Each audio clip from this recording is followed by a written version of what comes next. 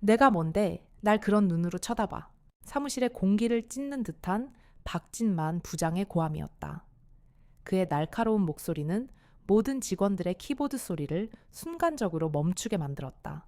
모두가 숨을 죽인 채 폭풍의 눈이 된 그의 책상 앞을 곁눈질로 쳐다보았다. 그곳에는 새로 온 비서 이서연이 서 있었다. 그녀는 박 부장이 방금 결제판으로 내리쳐 서류 더미가 와르르 쏟아진 책상을 담담하게 내려다보고 있었다. 그녀의 표정에는 놀람이나 두려움 혹은 분노 같은 감정이 전혀 드러나지 않았다. 그저 고요한 호수처럼 모든 것을 비추고만 있을 뿐이었다. 박 부장은 그녀의 그런 반응이 더 화가 났다. 그는 소리를 지르면 상대가 움츠러들고 당황하고 겁을 먹는 것에 익숙했다. 그것이 그가 사무실에서 자신의 권력을 확인하는 방식이었다. 하지만 이서연은 달랐다. 그녀는 마치 단단한 바위 같았다. 못 들었어. 신입 주제 어딜 감히 부장을 그런 식으로 쳐다보냐고 물었다. 그는 씩씩거리며 자리에서 일어날 기세였다. 그의 붉어진 얼굴과 튀어나온 핏대는 그가 얼마나 격분했는지를 여실히 보여주었다. 사무실의 다른 직원들은 그저 모니터에 얼굴을 봤고 이 상황이 빨리 지나가기만을 바랐다. 서연은 천천히 고개를 들어 박 부장을 마주 보았다. 그녀의 눈은 깊고 차분했다. 부장님을 쳐다본 것이 아닙니다. 수정해야 할 부분을 확인하고 있었습니다. 그녀의 목소리는 작았지만 소음이 멎은 사무실 안에서 이상할 정도로 또렷하게 울렸다. 그 대답은 박 부장의 분노에 기름을 부었다. 말대꾸. 이게 지금 말대꾸를 하는 거야. 내가 지적한 건 서류의 오타가 아니라 그 건방진 태도야 알아들어. 그는 손가락으로 서연을 거의 찌를 듯이 가리키며 삿대질을 했다. 사무실은 마치 살얼음판 위를 걷는 듯한 긴장감으로 가득 찼다. 박진만 부장은 이 작은 왕국의 폭군이었다. 그의 심기를 거스르는 것은 곧 재앙을 의미했다. 특히 여직원들에게 그는 더욱 가혹했다. 그의 눈의 여성이란 감정적이고 비논리적이며 자신의 권위에 순종해야만 하는 존재였다. 이서연은 이 회사에 입사한 지 이제 겨우 한 달이 되어가고 있었다. 그녀 이전의 비서는 반년을 채우지 못하고 울면서 회사를 그만두었다. 박 부장의 인격, 모독과 끝없는 트집 잡기를 견디지 못했기 때문이다. 모두가 이서연 역시 그렇게 될 것이라 예상했다. 그녀는 조용하고 말이 없었으며 어딘가 세상 물정에 어두워 보이기까지 했다. 하지만 그녀는 박 부장의 모든 공격을 이상한 방식으로 흡수하고 있었다. 마치 스펀지가 물을 빨아들이듯 그녀는 모든 비난과 모욕을 소리 없이 받아냈다. 하지만 젖어들지는 않았다. 오히려 그녀의 침묵과 평온함은 박 부장을 더욱 초조하게 만들었다. 그는 그녀에게서 원하는 반응, 즉 두려움과 복종을 얻어낼 수 없었다. 죄송합니다. 앞으로는 태도에 더 신경 쓰도록 하겠습니다. 서연은 허리를 숙여 사과했다. 그녀의 행동은 흠잡을 데 없이 정중했지만 그 안에는 어떠한 감정의 굴복도 느껴지지 않았다. 그저 주어진 임무를 수행하는 기계처럼 상황을 해결하기 위한 가장 효율적인 단어를 선택했을 뿐이었다.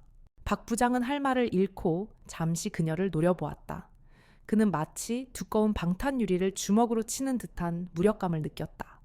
결국 그는 당장 이 서류들 다 정리하고 오늘까지 보고서 수정해서 다시 올려 라고 소리치는 것으로 자신의 패배를 감추었다. 서연은 말없이 흩어진 서류들을 줍기 시작했다. 그녀의 손가락은 길고 가늘었지만 종이를 집어드는 움직임에는 조금의 망설임이나 군더더기가 없었다. 다른 직원들은 안도의 한숨을 내쉬며 다시 키보드를 두드리기 시작했지만 그들의 신경은 여전히 이서영과 박 부장에게 향해 있었다. 마케팅팀의 김민준 대리는 그런 그녀를 남몰래 관찰하고 있었다. 그는 처음 이서연이 면접을 보러 왔을 때부터 그녀가 다른 사람들과는 조금 다르다고 생각했다. 그녀의 이력서는 평범했다. 지방대를 졸업하고 몇 군데 중소기업에서 잠시 일한 경력이 전부였다. 하지만 그녀에게는 이력서에 담을 수 없는 무언가가 있었다. 그것은 바로 그녀의 자세였다. 그녀는 의자에 앉아 있을 때나 복도를 걸을 때나 항상 척추를 꼿꼿하게 세웠다. 마치 눈에 보이지 않는 끈이 그녀의 정수리를 하늘로 잡아당기는 듯했다. 군인이나 운동선수에게서나 볼 수 있을 법한 수년간의 훈련으로 다져진 듯한 자세였다. 비서 업무와는 전혀 어울리지 않는 모습이었다. 또한 그녀의 손도 이상했다. 얼핏 보면 하얗고 곱게 관리된 손이었지만 아주 가까이서 볼 기회가 있었던 김 대리는 그녀의 손가락 마디에 희미하게 남아있는 굳은 살 자국을 본 적이 있었다. 펜을 많이 잡아서 생기는 그런 종류의 굳은 살이 아니었다. 훨씬 더 단단하고 거친 무언가를 반복적으로 쥐었을 때 생기는 흔적이었다. 그리고 무엇보다도 그녀의 눈빛, 평소에는 무감정하게까지 보일 정도로 고요했지만 가끔씩 창밖을 보거나 깊은 생각에 잠길 때면 그 눈은 상상할 수 없을 정도로 깊고 날카로워졌다. 마치 모든 것을 꿰뚫어 보는 듯한, 혹은 아주 먼 곳의 목표물을 조준하는 듯한 그런 눈빛이었다. 김 대리는 그런 그녀의 모습을 볼 때마다 자신도 모르게 등골이 서늘해지는 것을 느꼈다. 저런 사람이 왜 박 부장 같은 인간 밑에서 이런 취급을 받으며 일하고 있는 걸까? 김 대리는 도무지 이해할 수 없었다. 그녀는 돈이 아주 급하거나 혹은 다른 말 못할 사정이 있는 것이 분명했다. 그렇지 않고서야 저런 인격 모독을 매일같이 견뎌낼 이유가 없었다. 오후가 되자 박 부장의 히스테리는 더욱 심해졌다. 이번에는 서연이 타온 커피가 문제였다. 그는 커피 잔을 입에 대자마자 인상을 찌푸리며 소리쳤다. 이봐, 이 비서 이게 커피야. 무슨 숭늉을 타왔어. 다시 타와. 서연은 아무 말 없이 커피 잔을 들고 탕비실로 향했다. 그녀는 잠시 후 새로운 커피를 가져왔다. 박 부장은 한 모금 마시더니 이번에는 잔을 책상에 쾅 소리가 나게 내려놓았다. 장난해. 이번엔 너무 쓰잖아. 내 입맛도 하나 제대로 못 맞추는 비서를 어디다 쓴단 말이야. 그의 고함에 몇몇 직원들이 움찔했다. 사실 박 부장의 입맛은 그날그날 그의 기분에 따라 달라졌다. 그것은 커피 맛의 문제가 아니라 그저 트집을 잡기 위한 트집일 뿐이라는 것을 모두가 알고 있었다. 서연은 다시 묵묵히 커피 잔을 들고 탕비실로 갔다. 김민준 대리는 차마 그 광경을 계속 지켜볼 수 없어 자리에서 일어났다. 그는 탕비실로 들어가는 서연의 뒷모습을 따라 들어갔다. 서연 씨, 괜찮아요? 그는 조심스럽게 물었다. 그녀가 겪고 있는 부당한 대우에 대한 최소한의 위로라도 건네고 싶었다. 서연은 커피포트에 물을 받으며 돌아보았다. 그녀의 얼굴에는 여전히 아무런 동요가 없었다. 네, 괜찮습니다. 김 대리님. 그녀는 희미하게 미소를 짓기까지 했다. 그 미소는 너무나 평온해서 오히려 비현실적으로 느껴졌다. 아니, 제가 보기엔 전혀 괜찮지 않은데요. 박 부장님 오늘 좀 심하시네요. 김 대리가 머뭇거리며 말했다. 너무 참지 말아요. 그러다 병나요. 그는 진심으로 그녀를 걱정하고 있었다. 저렇게 감정을 억누르다가는 언젠가 크게 터져버릴 것만 같았다. 서연은 잠시 김 대리를 바라보았다. 그녀의 깊은 눈동자가 그의 얼굴을 찬찬히 뜯어보는 듯했다. 김 대리는 자신도 모르게 마른 침을 삼켰다. 그녀의 시선은 단순한 응시가 아니었다. 상대를 분석하고 의도를 파악하고 위험 요소를 스캔하는 듯한 날카로움이 있었다. 걱정해 주셔서 감사합니다. 하지만 정말 괜찮습니다. 이것도 업무의 일부라고 생각합니다. 그녀가 다시 입을 열었다. 그녀의 목소리는 부드러웠지만 그 안에는 더 이상의 동정이나 개입을 거부하는 단호함이 섞여 있었다. 그녀는 자신과 김 대리 사이에 보이지 않는 선을 긋고 있었다. 김 대리는 더 이상 할 말을 찾지 못했다. 그는 그저 어색하게 고개를 끄덕이고는 자신의 자리로 돌아왔다. 자리에 앉아 멀리서 다시 커피를 내리는 서연의 모습을 보니 그녀가 더욱 거대한 비밀을 품고 있는 사람처럼 느껴졌다.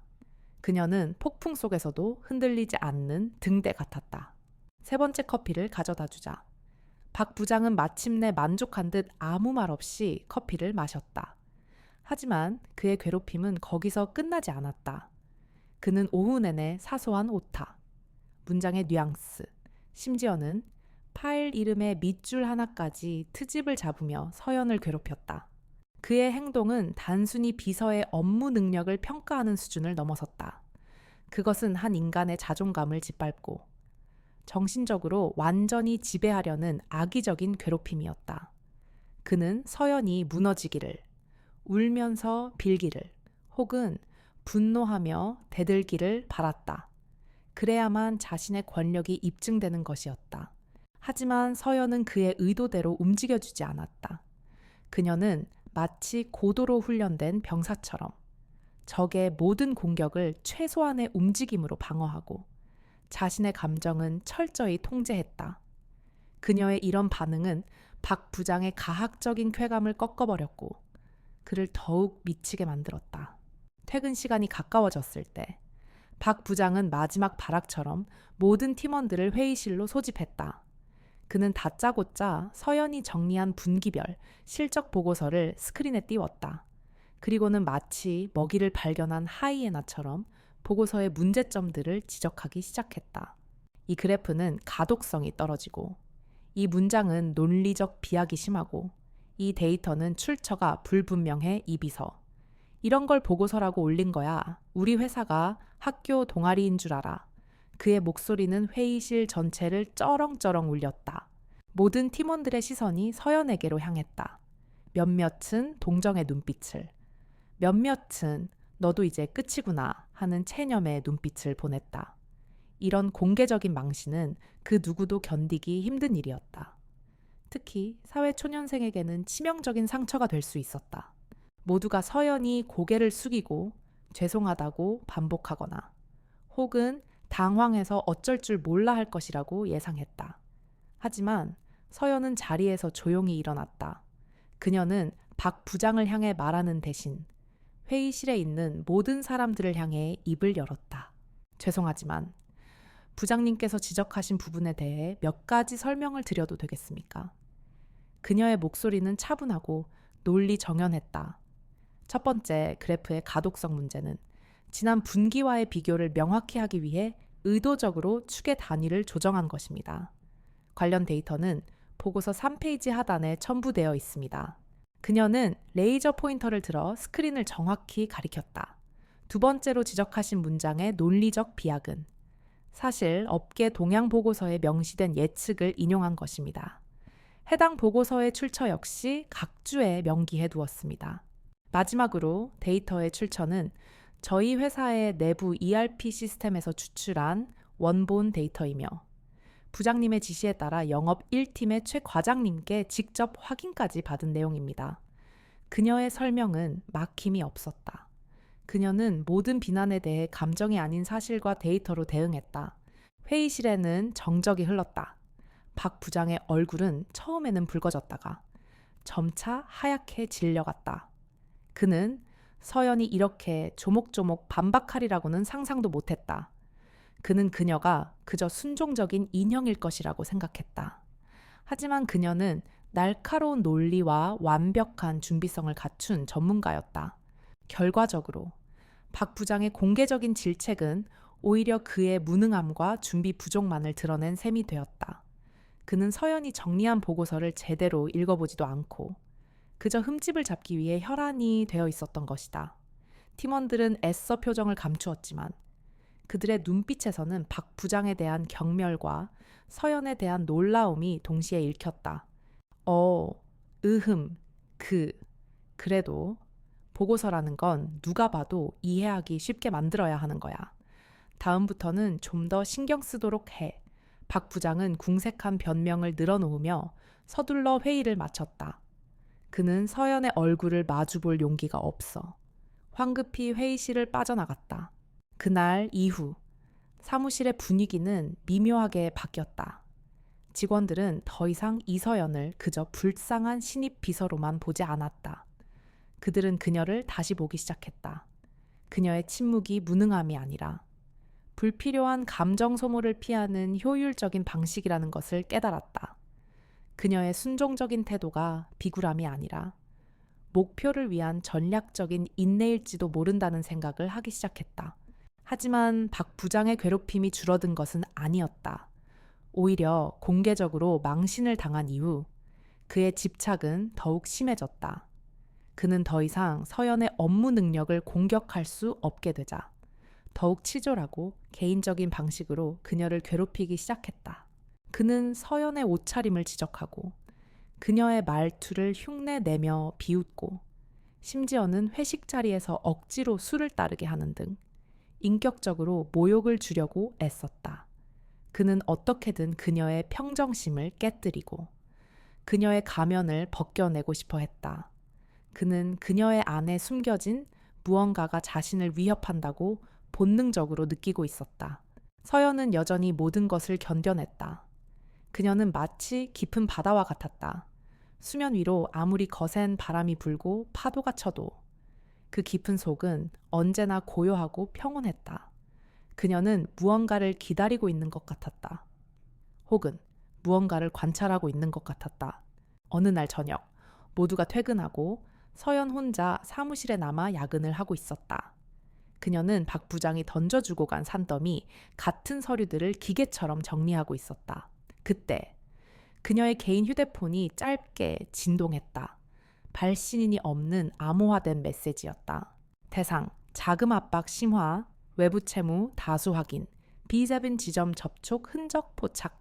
서연은 메시지를 확인하고 즉시 삭제했다. 그리고 잠시 동안 창밖의 어두운 도시를 내려다보았다. 그녀의 얼굴에서 비서 이서연의 가면이 잠시 벗겨졌다. 그 자리에는 냉철한 분석과 날카로운 결단력으로 가득 찬 전혀 다른 사람의 얼굴이 있었다. 그녀의 눈빛은 더 이상 평온하지 않았다. 그것은 폭풍 전야의 고요함이었다. 그녀는 다시 자리로 돌아와 서류 정리를 계속했다. 그녀의 움직임은 이전보다 더욱 절도 있고 빨라졌다. 마치 마지막 임무를 완수하고 철수를 준비하는 특수 요원처럼 그녀는 알고 있었다.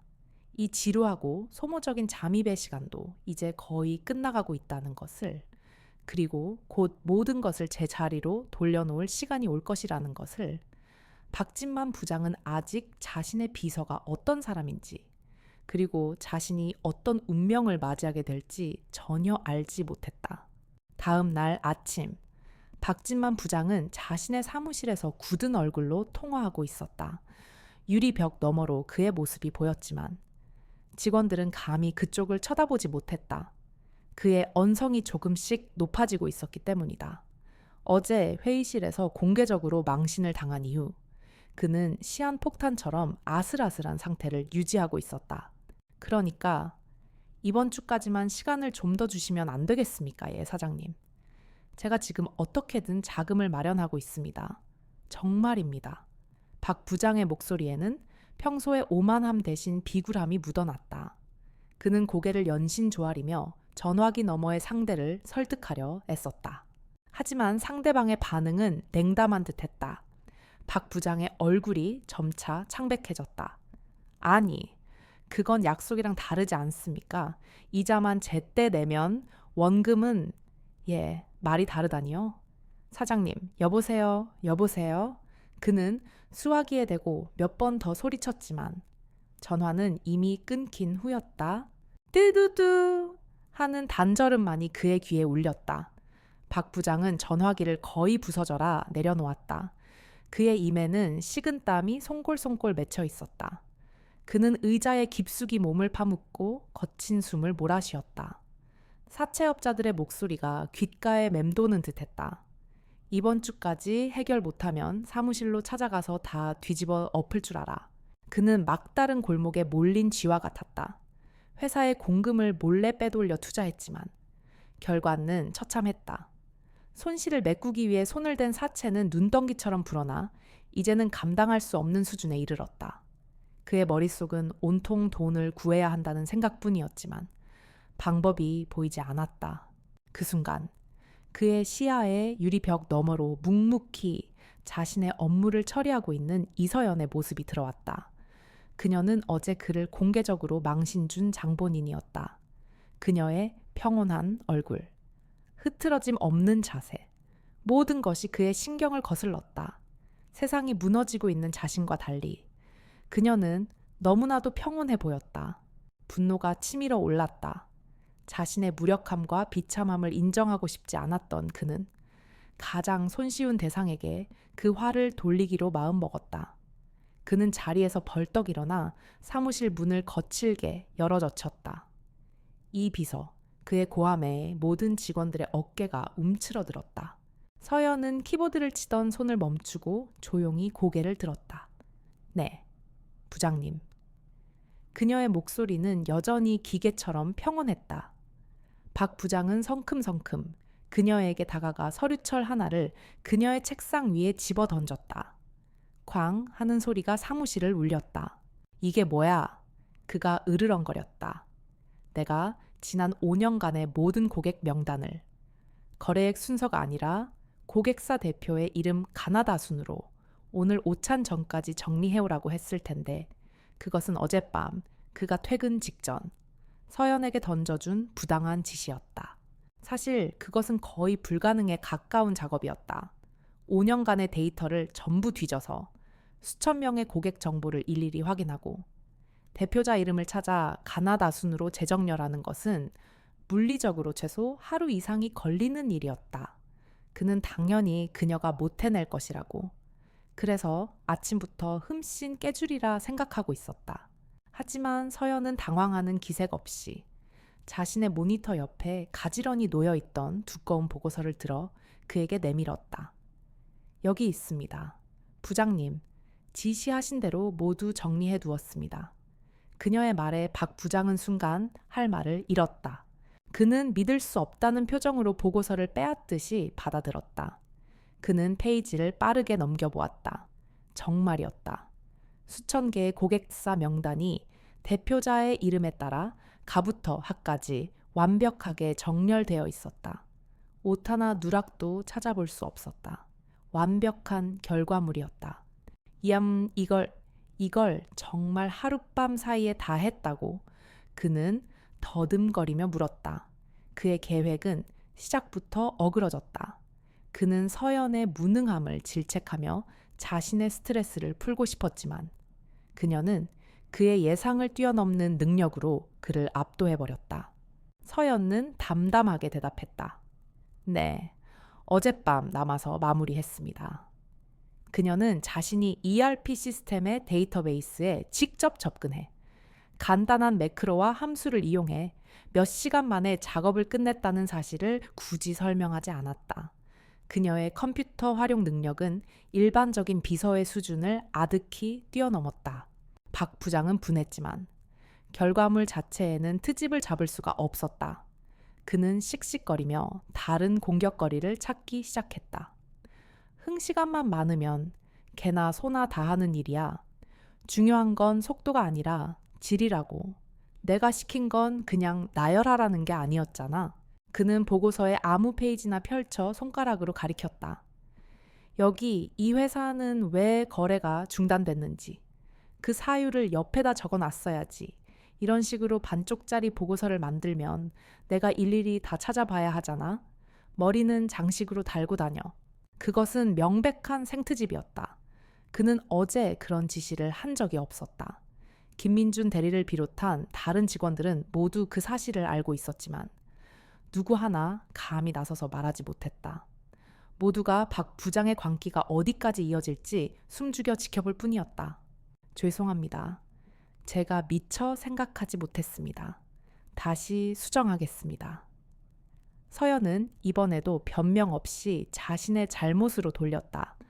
그녀는 싸움을 피하는 것이 아니라 무의미한 충돌을 하지 않는다는 원칙을 지키고 있었다. 그녀의 목표는 박 부장을 이기는 것이 아니었다. 하지만 그녀의 이런 태도는 박 부장을 더욱 미치게 만들었다. 그는 마치 허공에 주먹질을 하는 기분이었다. 상대가 맞서 싸워야 분노를 쏟아낼 텐데 그녀는 유연하게 모든 공격을 흘려보냈다. 그의 자존심은 견딜 수 없는 상처를 입었다. 지금 수정해서 뭘 어쩌겠다는 거야. 이미 늦었어. 오찬 때까지 필요하다고 했잖아. 그는 이성을 잃고 소리치기 시작했다. 그의 눈은 충혈되었고 얼굴 근육은 경련하듯 떨렸다. 사채업자에게 받은 압박감과 서연에게 당한 몸 열감이 합쳐져 그의 내면에 있던 마지막 댐이 무너져 내리고 있었다. 바로 그때였다. 박 부장은 서연이 들고 있던 그 두꺼운 보고서를 낚아챘다. 수백 장에 달하는 A4 용지는 묵직한 무게를 가지고 있었다. 그는 그것을 머리 위로 들어 올렸다. 사무실의 모든 직원들이 경악했다. 설마 하는 생각이 그들의 머리를 스쳤다. 이딴 쓰레기는 필요 없어. 박 부장은 고함을 지르며 보고서 뭉치를 그대로 서연의 얼굴을 향해 던졌다. 그것은 단순한 화풀이가 아니었다. 명백한 폭력이었다. 수백 장의 종이는 둔탁한 무기나 다름없었다. 몇몇 여직원들은 저도 모르게 비명을 질렀다. 김민준 대리는 자리에서 벌떡 일어났다. 시간이 순간적으로 느려지는 듯했다. 하얀 종이 뭉치가 포물선을 그리며 서연에게 날아갔다. 종이의 모서리가 날카롭게 공기를 갈랐다. 피할 수 없는 거리, 피할 수 없는 속도였다. 모두가 서연이 종이 뭉치에 그대로 맞고 쓰러지거나 최소한 얼굴을 감싸쥐며 비명을 지를 것이라고 생각했다. 하지만 서연은 움직이지 않았다. 그녀는 날아오는 종이 뭉치를 피하지 않았다. 아니, 정확히는 피할 필요가 없었다. 그녀의 눈은 놀랍도록 침착하게 그 궤적을 쫓고 있었다. 마치 오랫동안 반복 훈련을 한 것처럼. 그녀의 뇌는 이미 모든 상황을 계산하고 있었다. 종이 뭉치가 그녀의 얼굴에 닿기 직전 그녀의 손이 움직였다. 그녀의 움직임은 눈으로 따라가기 힘들 정도로 빨랐다.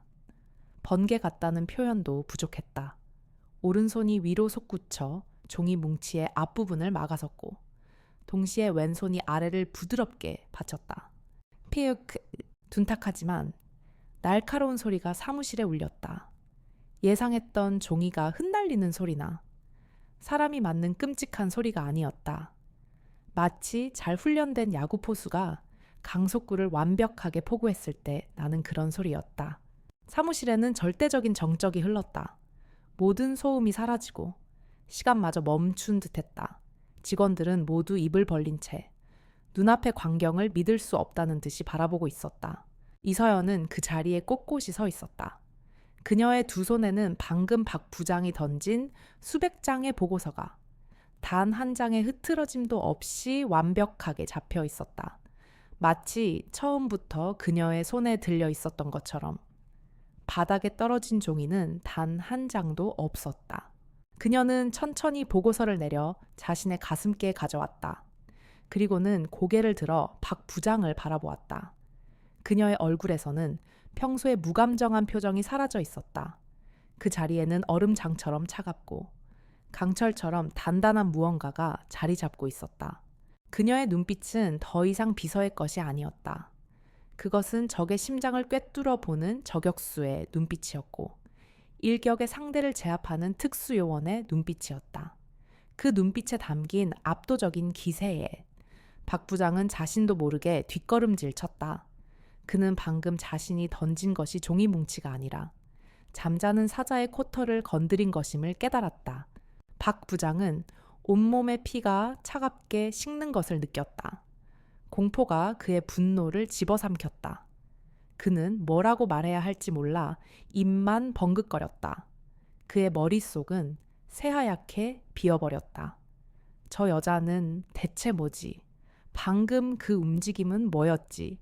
사무실의 정적을 깬 것은 박 부장 자신의 어색한 웃음소리였다. 허허, 운이 좋았네. 운동이라도 했나 반사신경 하나는 쓸만하군.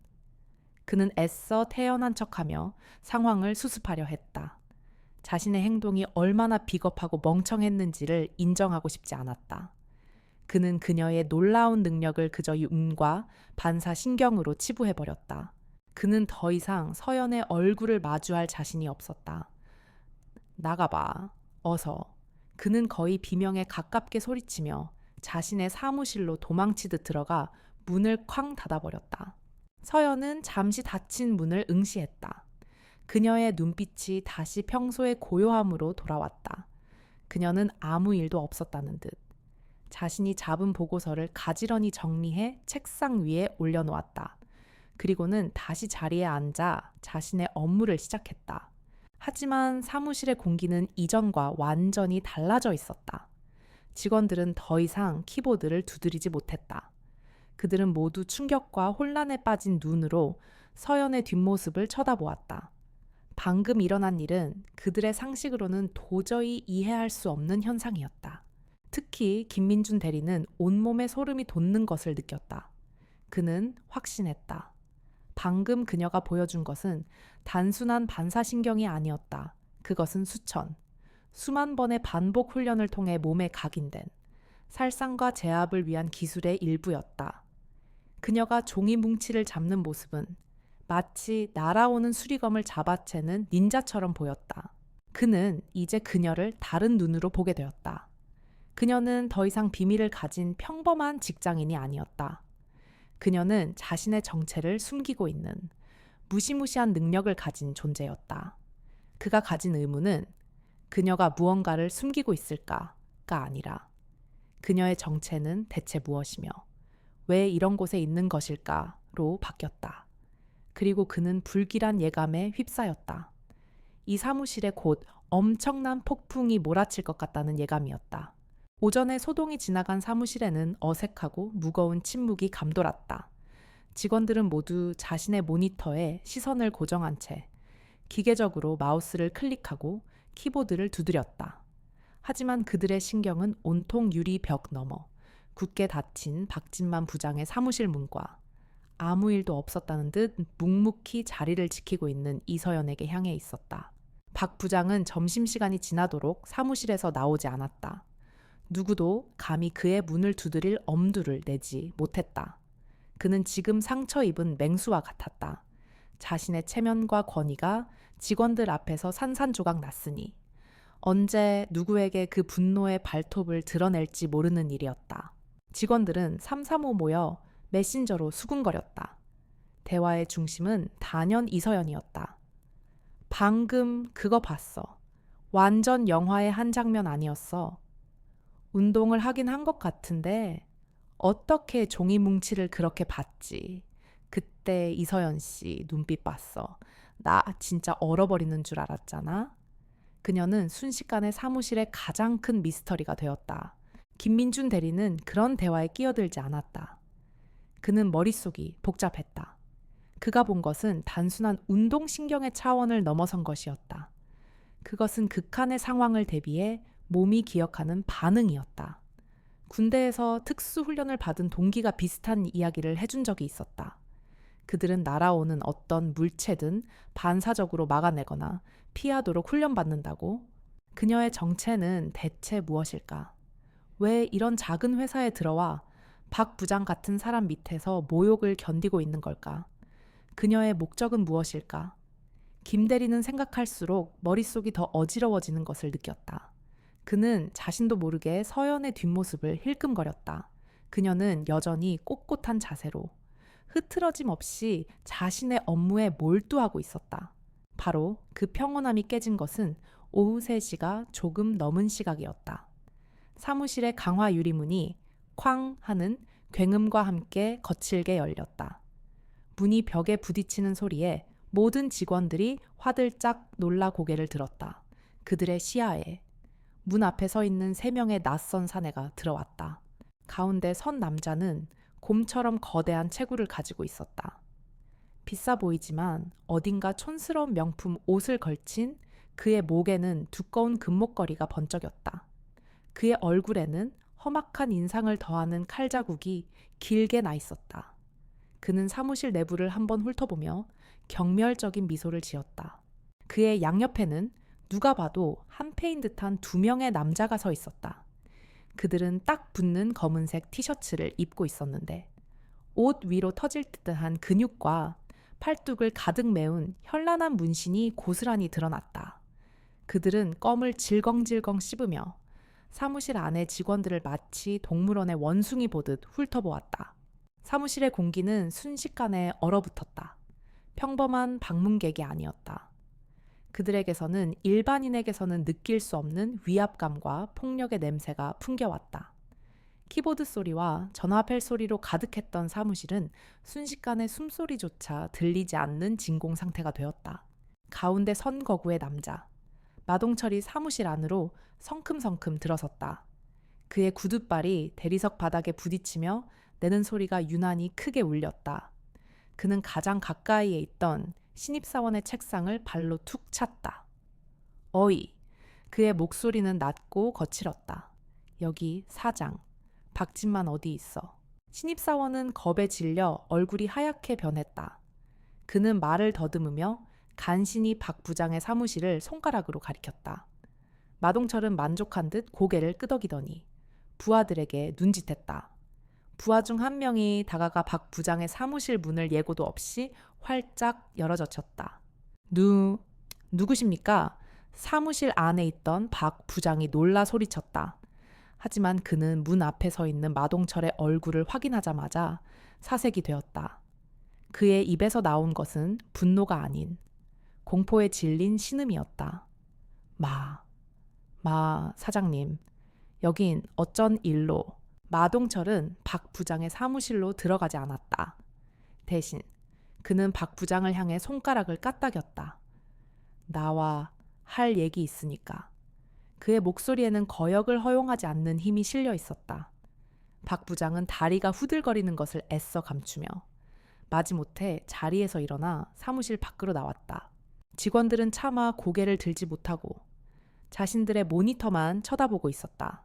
하지만 그들의 귀는 온통 이쪽에 쏠려 있었다. 자신들의 상사가. 폭군처럼 군림하던 박 부장이 낯선 남자들 앞에서 쩔쩔매는 모습은 그들에게 충격과 함께 기묘한 쾌감을 안겨주었다. 바로 그때 마동철의 시선이 한 곳에 멈췄다. 그의 부하들 역시 마찬가지였다. 그들의 시선이 향한 곳에는 이 모든 소란 속에서도 유일하게 평정을 잃지 않고 앉아있는 이서연이 있었다. 그녀는 하던 일을 멈추고 조용히 불청객들을 관찰하고 있었다. 그녀의 눈에는 두려움이 없었다. 마동철의 험악한 얼굴에 음흉한 미소가 번졌다. 오호, 박 사장. 사업은 말아먹어도 여자 보는 눈은 아직 살아있네. 그는 턱짓으로 서연을 가리키며 말했다.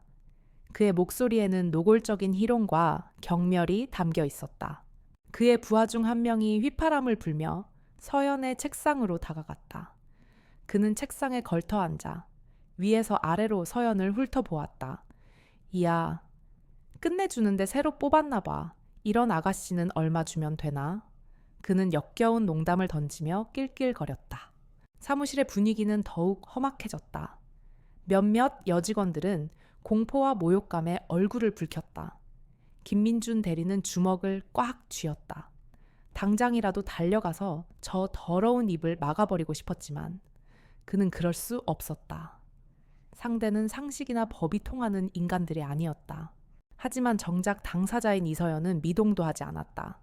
그녀는 자신을 향한 모욕적인 시선과 언사를 마치 자신과는 상관없는 일인 것처럼 무시하고 있었다.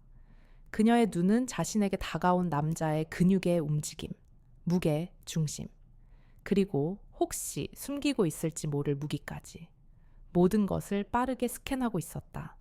그녀는 위협을 평가하고 있었다. 그녀의 이런 차분한 반응이 오히려 건방지다고 생각했는지 마동철이 직접 나섰다. 그는 서연의 책상 앞으로 다가와 책상 위를 손가락으로 툭툭 두드렸다. 아가씨, 사람이 말을 하면 좀 쳐다봐야지. 원래 그렇게 싸가지가 없나? 서연은 천천히 고개를 들어 마동철을 정면으로 마주 보았다. 그녀의 눈빛은 흔들림이 없었다. 무슨 용무로 오셨습니까? 그녀의 목소리는 사무적이고 차가웠다. 그녀는 그들을 불청객으로 규정하고 그들의 목적을 묻고 있었다. 마동철은 순간 어이가 없다는 듯 헛웃음을 터뜨렸다. 용무허, 이 아가씨가 뭘 모르네. 우리는 용무가 있어서 온 게 아니라 돈 받으러 온 거야. 내 사장님이 우리한테 빚진 돈? 그는 서연의 어깨 너머로 벌벌 떨고 있는 박 부장을 쏘아보았다. 그는 다시 박 부장에게로 다가갔다. 그리고는 갑자기 손을 들어 박 부장의 뺨을 짝 소리가 나게 후려쳤다. 사무실의 모든 직원들이 숨을 헙 하고 들이마셨다. 박 부장은 비명도 지르지 못하고 바닥에 나동그라졌다. 박진만 이 개새끼야. 마동철이 싸늘하게 말했다. 오늘까지 갚기로 한 돈. 준비는 됐겠지. 그는 쓰러진 박 부장의 머리채를 잡아 일으켜 세웠다.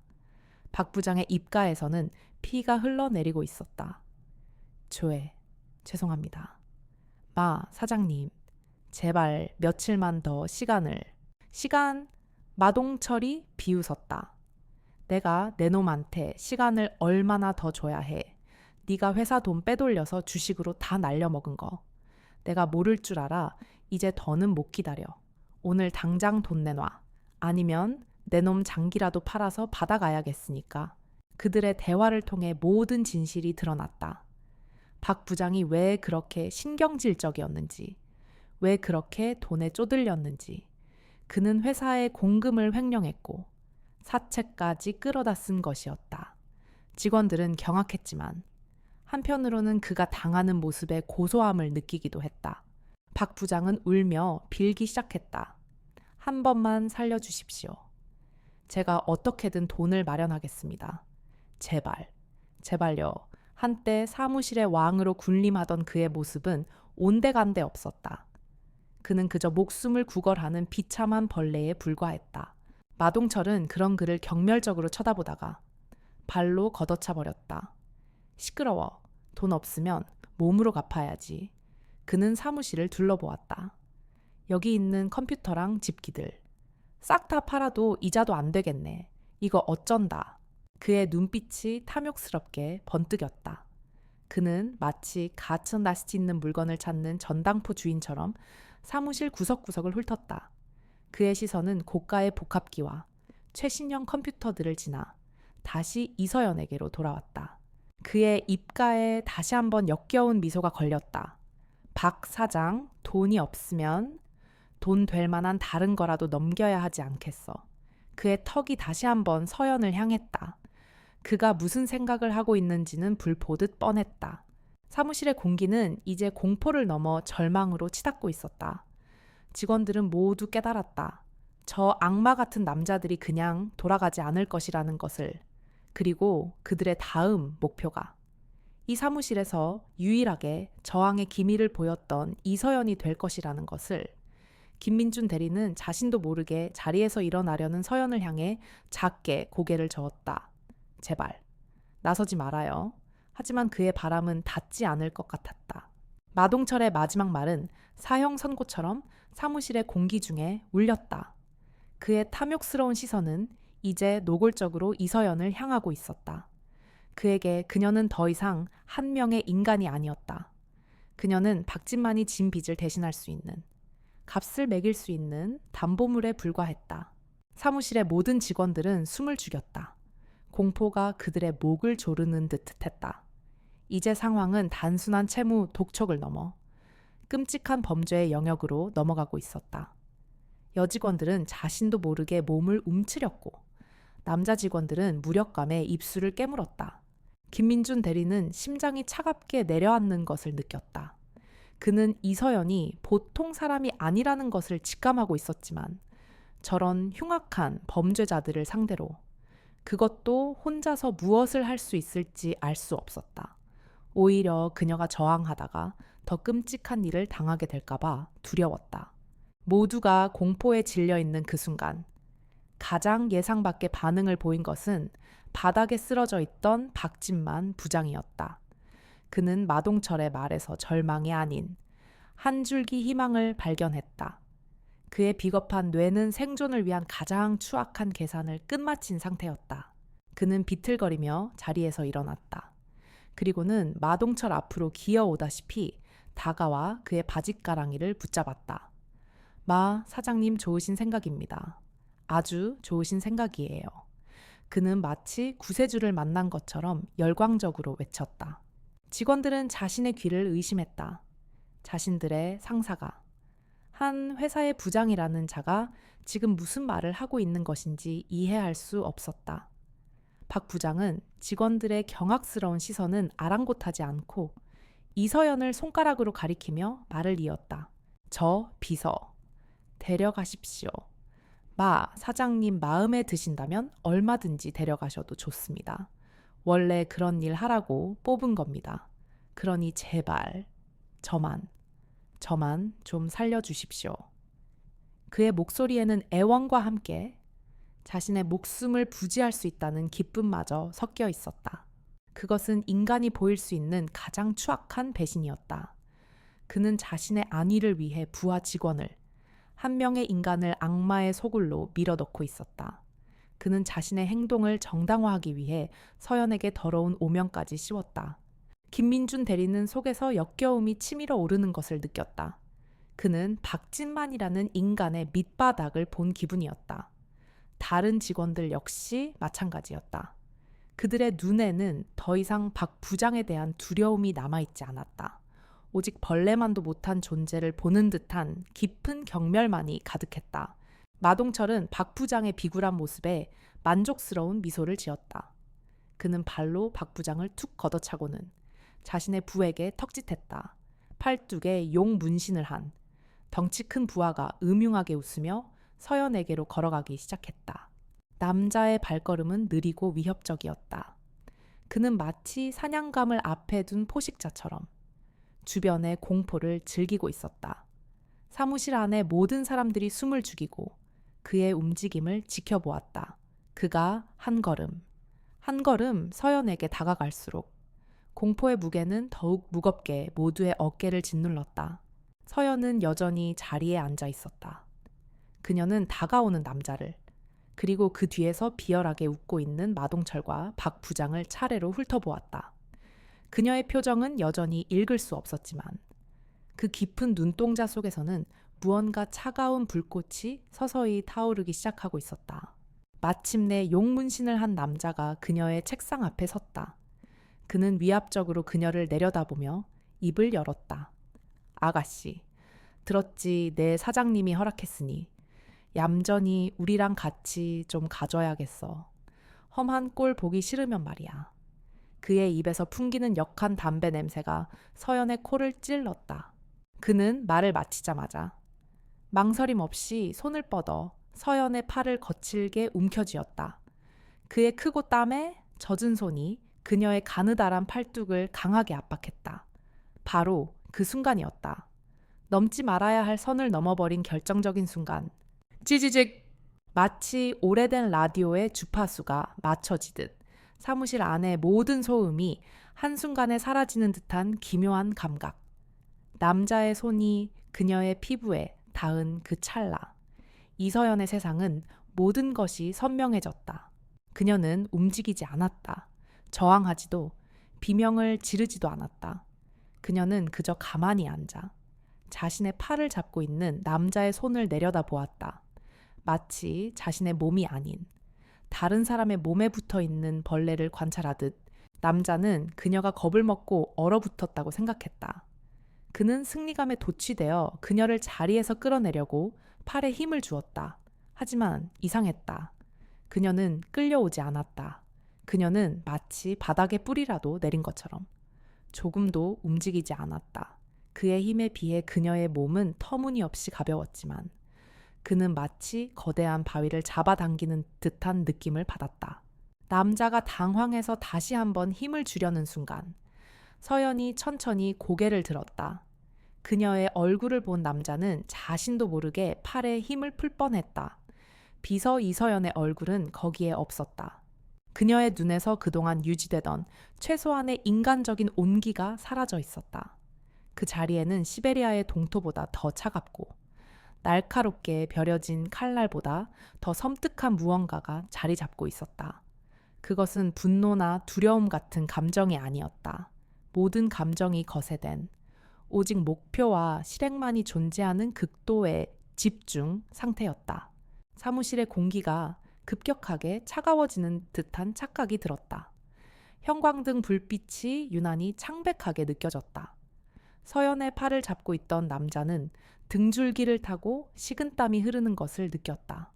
그는 자신이 여자의 팔이 아니라 차가운 강철 기둥을 잡고 있는 것 같다고 생각했다. 심장이 이유 없이 미친 듯이 뛰기 시작했다.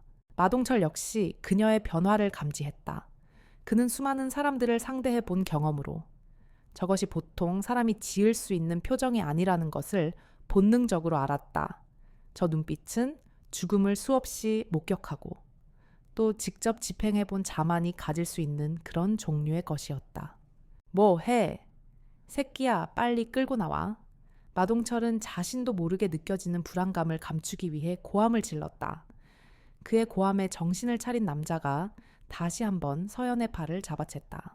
바로 그때였다. 서연의 입이 열렸다. 그녀의 목소리는 크지 않았다. 오히려 속삭임에 가까울 정도로 작았다. 하지만 그 목소리는 사무실의 모든 소음을 뚫고 모든 사람의 귀 속에 얼음 송곳처럼 날카롭게 파고들었다.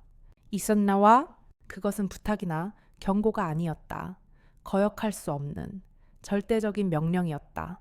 이서연의 목소리는 낮고 조용했지만 그 안에 담긴 냉기 엘랭치는 용분신을 한 남자의 뇌리에 직접 박히는 듯했다. 그는 순간적으로 자신도 모르게 팔에서 힘을 뺐다. 마치 끓는 주전자를 만졌을 때처럼 본능적인 반응이었다. 하지만 그것은 아주 잠시였다. 곧이어 그의 얼굴에 당혹감과 함께 굴욕감이 스쳐 지나갔다. 그가 누구인가? 이 바닥에서 잔뼈가 굵은 힘으로 누구에게도 져본 적 없는 그였다. 그런데 고작 계집애 하나, 비서 나부랭이의 말 한마디에 움찔했다는 사실을 인정할 수 없었다.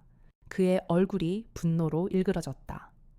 뭐라고, 이 미친년이 지금 뭐라고 짓거리는 거야. 그는 이성을 잃고 서연의 팔을 더욱 강하게 움켜쥐었다. 뼈가 으스러질 듯한 악력이었다.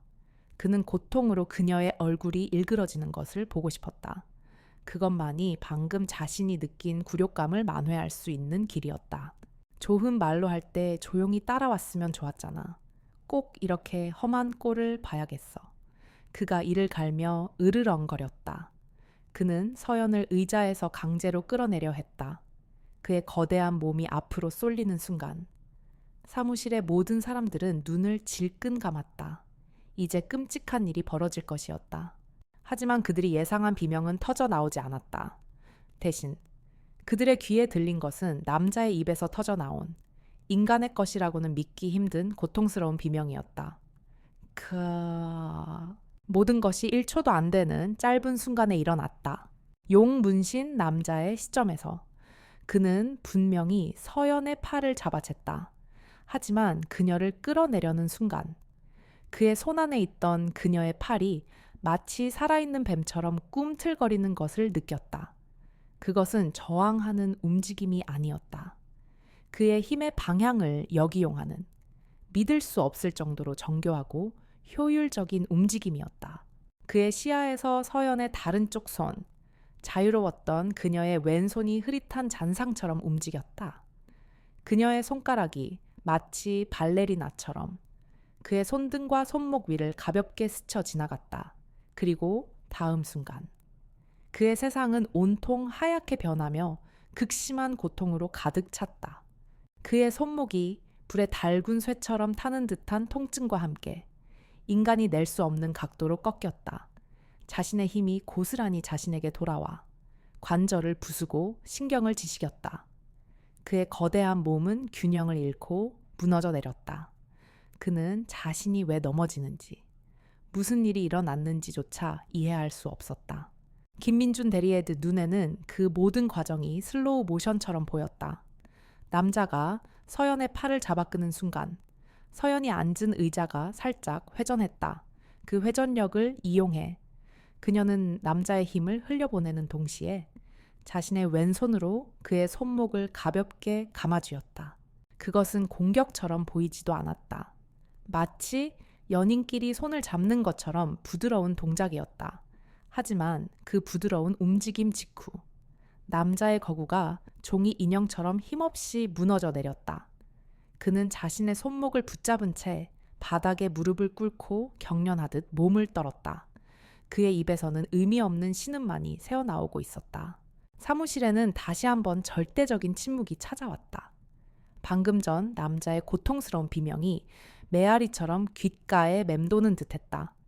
모두가 눈을 동그랗게 뜨고 눈앞에서 벌어진 일을 이해하려고 애썼다. 하지만 그들의 상식으로는 도저히 해석할 수 없는 광경이었다. 거대한 체구에 온몸에 문신을 한 남자가 가냘픈 비서의 손짓 한 번에 무력화되었다. 그것도 너무나 순식간에, 너무나도 조용하게, 마치 잘 짜인 무술 영화의 한 장면 같았지만 이것은 현실이었다. 남자의 손목은 부자연스러운 각도로 꺾여 있었고 그의 얼굴은 고통으로 하얗게 질려 있었다. 이 모든 소동의 중심에 서 있는 이서연은 천천히 자리에서 일어났다. 그녀의 움직임에는 조금의 흥분이나 당황도 깃들어 있지 않았다. 마치 방금 바닥에 떨어진 펜을 주운 것처럼 아무 일도 아니라는 듯 태연했다. 그녀는 자신의 흐트러진 소매를 바로잡고 구겨진 치마를 가볍게 손으로 폈다. 이런 극단적인 상황 속에서 그녀가 보여준 지극히 일상적인 행동은 오히려 보는 이들로 하여금 소름이 돋게 만들었다. 그녀는 자신이 방금 한 남자의 팔을 부러뜨렸다는 사실을 전혀 인지하지 못하는 것 같았다. 그녀는 바닥에 쓰러져 신음하는 남자를 내려다 보았다. 그녀의 눈에는 동정이나 분노 혹은 승리감 같은 감정이 전혀 없었다. 그저 귀찮은 벌레를 보는 듯한 차갑고 무기질적인 시선만이 존재할 뿐이었다. 시끄러워. 그녀가 나지막이 말했다. 그녀의 말에 고통으로 몸부림치던 남자가 자신도 모르게 신음을 멈췄다. 그는 공포에 질린 눈으로 그녀를 올려다 보았다. 그는 방금 자신을 공격한 것이 인간이 아니라 인간의 형상을 한 무언가라는 공포에 사로잡혔다. 이 충격적인 광경에 가장 먼저 정신을 차린 것은 마동철이었다. 그의 얼굴에서 음흉한 미소는 사라진 지 오래였다. 그의 얼굴은 놀라움과 분노, 그리고 아주 희미한 두려움으로 복잡하게 물들어 있었다. 그는 이 바닥에서 별의별 인간들을 다 만나봤지만 이런 여자는 처음이었다. 이 미친년이 그는 뒤늦게 분노를 터뜨렸다. 자신의 부하가. 그것도 여자에게 단 일격에 당했다는 것은 그의 자존심이 용납할 수 없는 일이었다. 뭐 하고 있어? 이 새끼들아 당장 전연 잡아 팔다리를 분질러버려. 그의 명령에 곁에 서 있던 마지막 부하와 마동철 자신이 동시에 움직였다. 하지만 그들의 움직임은 이전처럼 저돌적이지 않았다. 그들은 서연을 중심으로 넓게 퍼져 마치 위험한 맹수를 사냥하듯 조심스럽게 그녀의 주위를 돌기 시작했다. 그들의 눈에는 더 이상 서연을 향한 경멸이나 희롱의 빛이 없었다. 대신 그 자리에는 예측할 수 없는 상대를 만난 자들의 경계심과 살기가 번뜩이고 있었다. 그들은 이제 서연을 더 이상 가냘픈 비서로 보지 않았다. 그녀는 자신들의 목을 물어뜯을 수도 있는 위험하고 정체불명의 적이었다. 박진만 부장은 사무실 구석에서 이 모든 광경을 넋이 나간 채 지켜보고 있었다. 그는 자신의 눈앞에서 벌어지는 일을 믿을 수 없었다. 자신이 매일같이 무시하고 괴롭혔던, 순종적이기만 했던 비서가 사실은 저런 무시무시한 괴물이었다니. 그는 공포에 질려 온몸을 사시나무 떨듯 떨었다. 서연은 자신을 포위하며 다가오는 두 남자를 향해 천천히 몸을 돌렸다. 그녀는 도망치거나 방어적인 자세를 취하지 않았다. 오히려 그녀는 두 팔을 편안하게 늘어뜨린 채 그들의 움직임을 하나하나 눈에 담았다.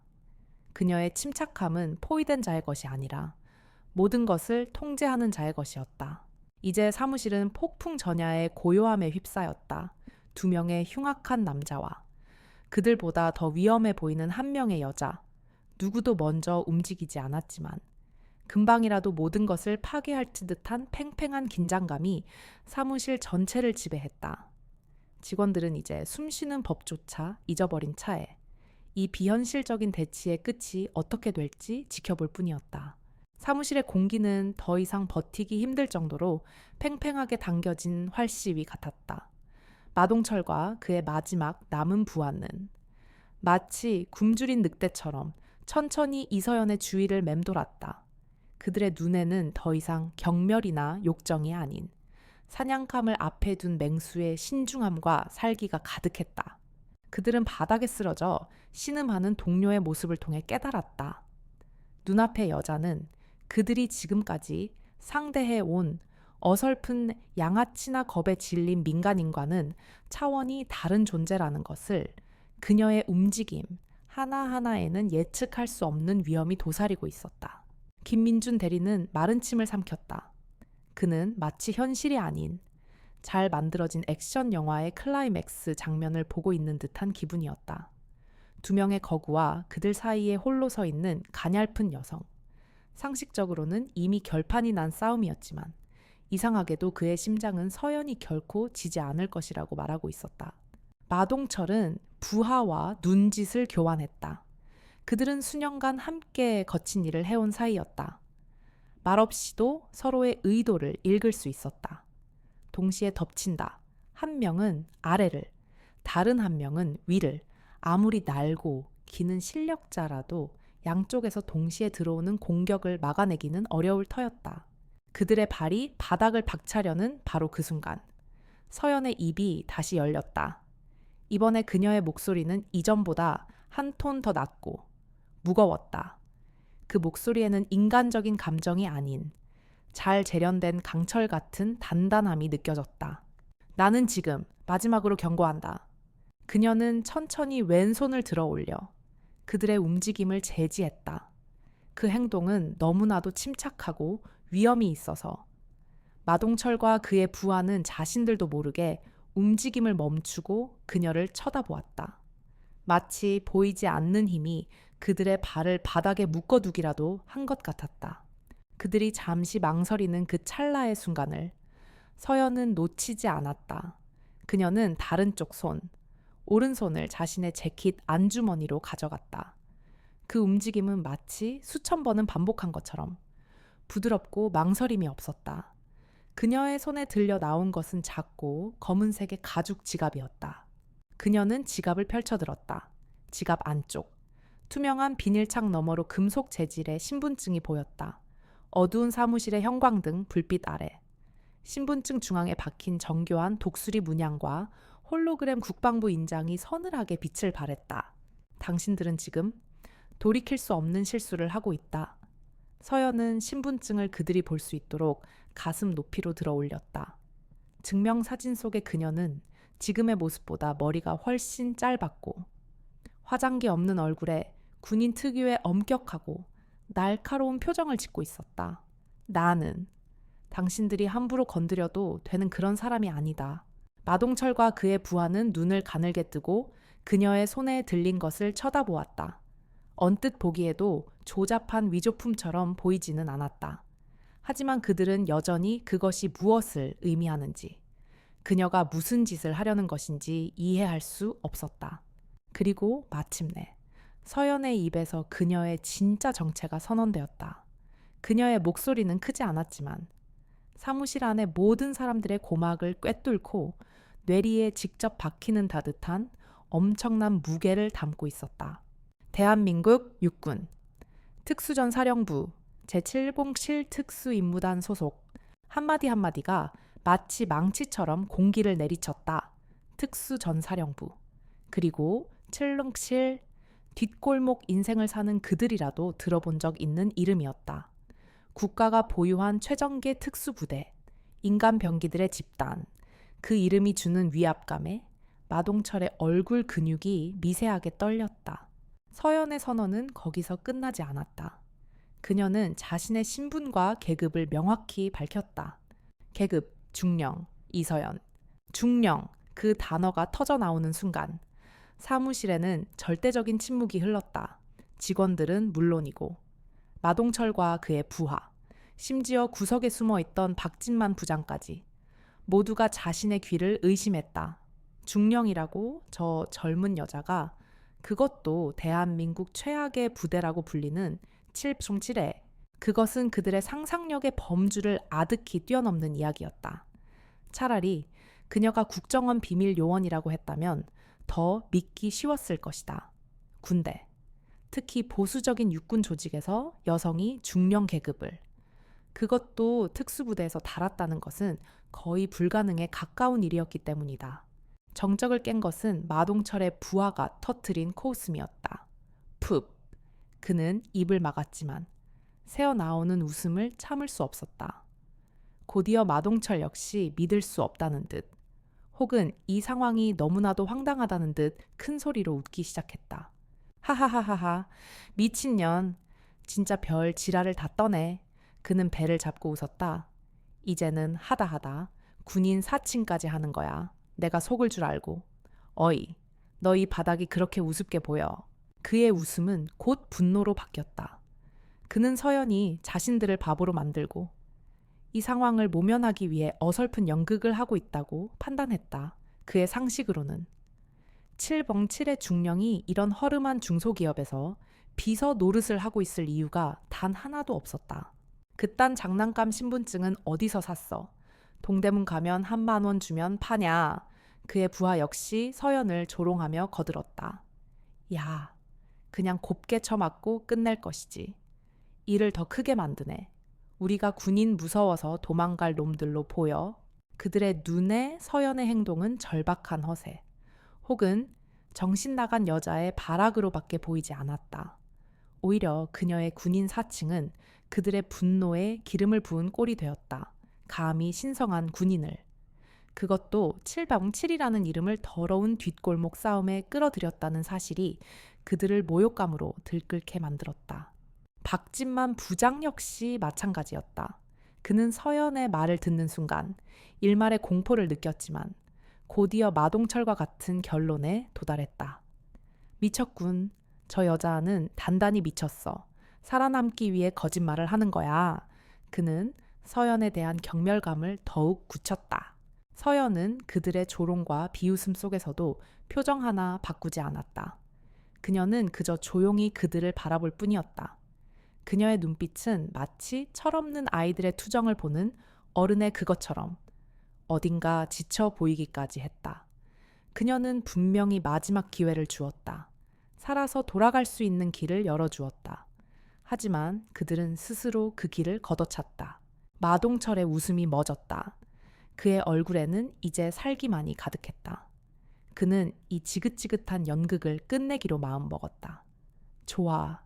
그렇게 잘난 군인이시면 어디 총이라도 한번 쏴보시지. 그는 주먹을 쥐어 손가락 마디를 우두둑 소리내며 서연에게 다가섰다. 인연의 주둥아리부터 찢어놓고 그 잘난 신분증이 진짜인지 아닌지 확인해 주마. 전현을 잡아. 마동철의 마지막 명령이 떨어졌다. 그와 그의 부하는 더 이상 망설이지 않고 마치 미식축구 선수처럼 저돌적으로 서연을 향해 돌진했다. 모든 것을 부셔버릴 듯한 기세였다. 직원들은 이제 정말 끝이라고 생각하며 눈을 감았다. 그들의 흉포한 움직임을 마주하며 서연은 조용히 신분증을 다시 재킷 안주머니에 넣었다. 그녀의 얼굴에 스치듯 지나가는 감정은 체념과도 같고 어쩔 수 없는 임무를 수행해야 하는 자의 비애와도 같았다. 그녀가 나지막이 읊조렸다. 그 목소리는 너무나 작아서 돌진하는 남자들의 거친 숨소리에 묻혀 누구에게도 들리지 않았다.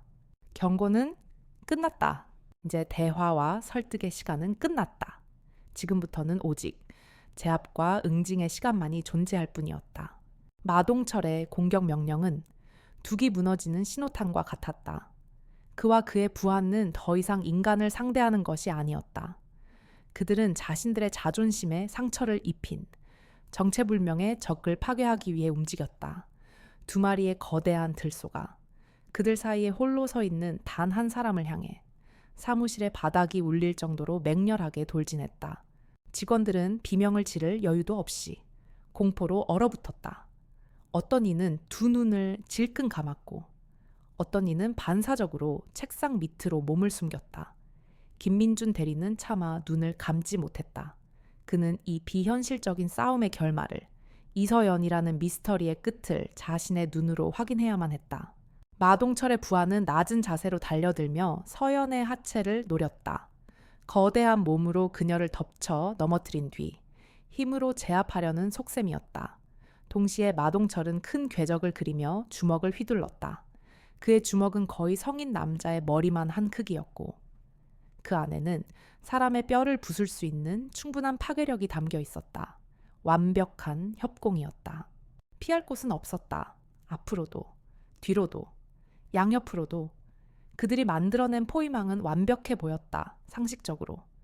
이서연이 할 수 있는 일은 그 자리에 주저앉아 자비를 구하거나 혹은 최소한 두 팔로 머리를 감싸고 고통스러운 충격을 기다리는 것뿐이었다. 하지만 이서연의 선택은 그들의 상식을 비웃듯 전혀 다른 것이었다. 그녀는 물러서지 않았다. 오히려 그녀는 달려드는 두 남자 사이에 그 좁디좁은 공간을 향해 한 걸음 앞으로 나아갔다. 그것은 자살 행위처럼 보이는 움직임이었다.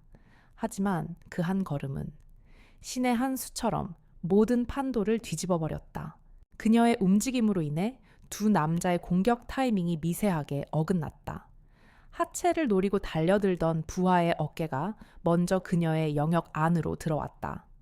서연은 기다렸다는 듯이 몸을 살짝 비틀며 그의 돌진력을 그대로 흘려보냈다. 동시에 그녀의 무릎이 번개처럼 솟구쳤다.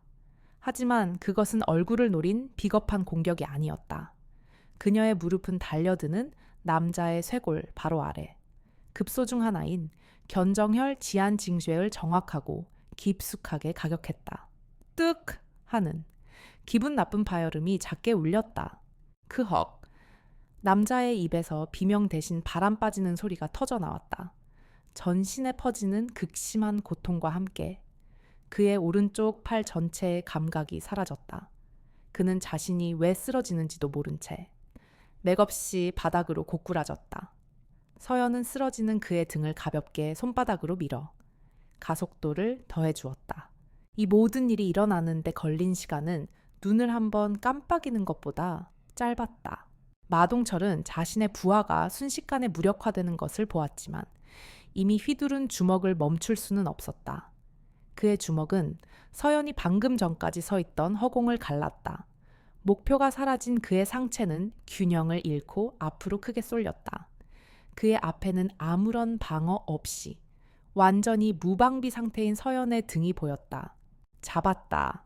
마동철은 속으로 쾌재를 불렀다. 그는 비록 주먹은 빗나갔지만 이대로 그녀의 머리채를 잡아채거나 등을 공격하면 된다고 생각했다. 하지만 그것은 그의 마지막 착각이었다.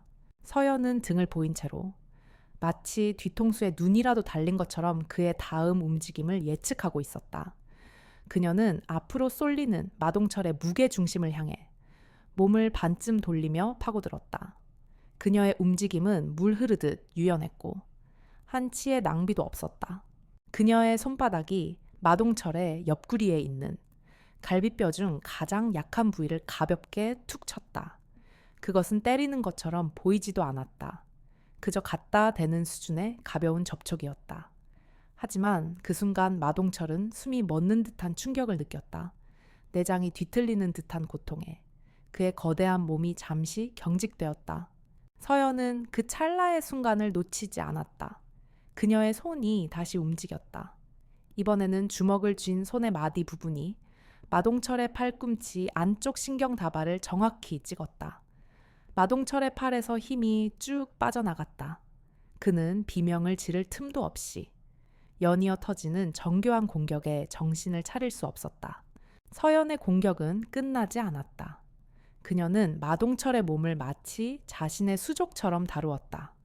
그녀는 그의 균형이 무너진 쪽으로 몸을 더 밀착시키며 그의 뒤쪽 무릎 오금을 발뒤꿈치로 가볍게 걷어찼다. 마동철의 거대한 육체는 더 이상 버티지 못하고 앞으로 고꾸라졌다. 컹! 마치 거대한 고목이 쓰러지는 듯한 소리와 함께 마동철이 사무실 바닥에 대자로 뻗었다. 하지만 서연은 거기서 끝내지 않았다. 그녀는 쓰러진 그의 위로 올라타는 대신 그의 한쪽 팔을 낚아채 뒤로 꺾었다. 그리고는 그의 등을 무릎으로 강하게 찍어 눌렀다. 흑엇! 마침내 마동철의 입에서 뒤늦은 비명이 터져 나왔다. 그의 팔은 인간이 취할 수 없는 각도로 꺾여 어깨 관절이 통째로 뽑혀 나갈 듯한 고통을 선사했다. 그는 거대한 몸을 꿈틀거리며 저항하려 했지만 그의 등을 누르고 있는 서연의 무릎은 마치 바위처럼 꿈쩍도 하지 않았다. 사무실에는 다시 정적이 찾아왔다. 상황은 불과 1분도 되지 않아 완전히 종료되었다. 용 문신을 한 남자는 손목이 꺾인 채로, 다른 부하는 어깨가 탈골된 채로 바닥에서 신음하고 있었다. 그리고 그들의 우두머리인 마동철은 한때 사무실을 공포로 몰아넣었던 거구의 사내는 가냘픈 비서의 무릎 아래에 얼굴을 바닥에 쳐박고 완전히 제압당해 있었다. 이서연은 그들의 중심에 서 있었다. 그녀는 조금도 숨을 헐떡이지 않았다. 그녀의 머리카락 한 올, 옷깃 하나 흐트러지지 않았다.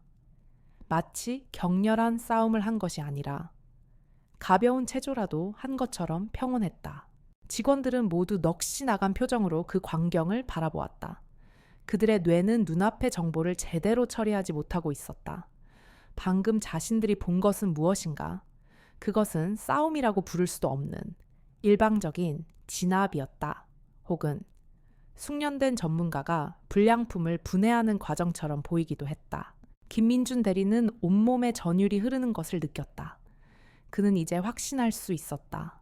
이서연, 그녀는 평범한 군인이 아니었다. 그녀의 움직임 하나하나는 오직 적을 가장 효율적으로, 가장 신속하게 무력화시키기 위해 만들어진 기술의 결정체였다. 저것은 살인 기술이었다. 다만 그녀가 상대를 죽이지 않았을 뿐이다. 구석에서 이 모든 것을 지켜보던 박진만 부장은 공포로 인해 거의 실신 직전이었다. 그의 이빨이 딱딱 부딪히는 소리가 들릴 정도였다. 그는 깨달았다. 자신이 매일같이 괴롭히고 모욕하고 심지어는 악맥에 팔아넘기려 했던 존재가 사실은 손가락 하나로 자신의 목숨을 거둘 수도 있는 무시무시한 인간병기였다는 사실을 그는 서연이 그동안 자신의 괴롭힘을 참아준 것이 아니라는 것을 깨달았다. 그녀는 그저 신경 쓸 가치조차 없는 벌레의 발악으로 취급했던 것이다. 그 사실이 박 부장을 더욱 깊은 공포와 절망의 나락으로 떨어뜨렸다. 서연은 자신의 무릎 아래에서 짐승처럼 헐떡이는 마동철을 차갑게 내려다보았다. 그리고는 그의 귓게 오직 그만이 들을 수 있을 정도로 작게 속삭였다. 특수부대 중령을 사칭하는 건 국가보안법 위반으로 다뤄질 수 있는 중범죄다. 그녀의 목소리는 얼음처럼 차가웠다. 그리고 진짜를 공격하는 건 그것보다 훨씬 더 어리석은 짓이고 그 한마디에 마동철의 눈에서 마지막 남은 저항의 의지가 완전히 사라졌다. 그의 눈에 떠오른 것은 자신이 건드려서는 안 될 존재를 건드렸다는 뒤늦은 깨달음과 완전한 절망뿐이었다. 시간이 멈춘 듯한 사무실. 그 중심에는 여전히 이서연이 서 있었다. 그녀의 무릎 아래에는 한때 이 공간을 공포로 지배했던 거구의 사내가 벌레처럼 웅크리고 있었다. 나머지 2명의 부하는 각기 다른 곳에서 고통스러운 신음을 흘리며 감히 그녀를 쳐다볼 엄두조차 내지 못했다. 직원들은 모두 자신의 자리에서 돌처럼 굳어 있었다. 그들의 머릿속은 거대한 충격으로 인해 하얗게 비어 있었다. 방금 눈앞에서 벌어진 일련의 사건들은 그들의 평생의 상식을 송두리째 뒤흔들어 놓았다. 조용하고 순종적이었던 비서가 사실은 인간의 한계를 넘어선 듯한 무력을 지닌 존재였다는 사실을 어떻게 받아들여야 할까? 서연은 마동철의 등에서 무릎을 떼고 천천히 일어섰다. 그녀는 그가 다시 저항할지도 모른다는 걱정 따위는 하지 않았다. 그녀는 이미 그의 의지를 완전히 꺾어 놓았다는 것을 알고 있었다. 그녀는 다시 한번 자신의 옷매무새를 가다듬었다. 마치 더러운 것을 만진 뒤 먼지를 털어내는 듯한 몸짓이었다. 그녀는 자신의 책상으로 돌아가 겉보기에는 평범하기 그지없는 자신의 스마트폰을 집어들었다. 그녀는 주소록을 찾거나 검색하지 않았다. 익숙하게. 그리고 망설임 없이 11자리의 번호를 눌렀다. 그것은 일반인에게는 알려지지 않은 비상 상황을 위한 직통 회선이었다. 신호음은 2번 이상 울리지 않았다. 수화기 너머에서 예 하는 짧고 절도 있는 목소리가 들려왔다. 서연은 창밖을 바라보며 마치 일상적인 업무 보고를 하듯 나지막이 입을 열었다. 나르. 그 한마디에 수화기 너머의 공기가 순식간에 날카로워지는 것이 느껴졌다. 서연은 잠시 말을 끊었다가 핵심을 전했다. 상황 발생, 코드 707, 현재 위치, 즉시 전송하겠다. 코드 707. 그것은 부대 내에서 최상위급 위기 상황이 발생했음을 알리는 암호였다. 특히 현역 701 부대원이 외부에서 자신의 신분을 노출하고 교전에 들어갔음을 의미하는 가장 심각한 수준의 코드였다.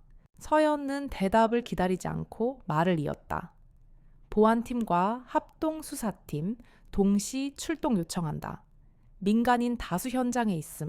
대상 셋. 모두 제압 완료. 추가적인 위협 요소는 없음. 그녀의 보고는 군더더기 없이 간결하고 정확했다. 필요한 모든 정보가 그 안에 담겨 있었다. 알겠습니다. 중령님, 즉시 조치하겠습니다.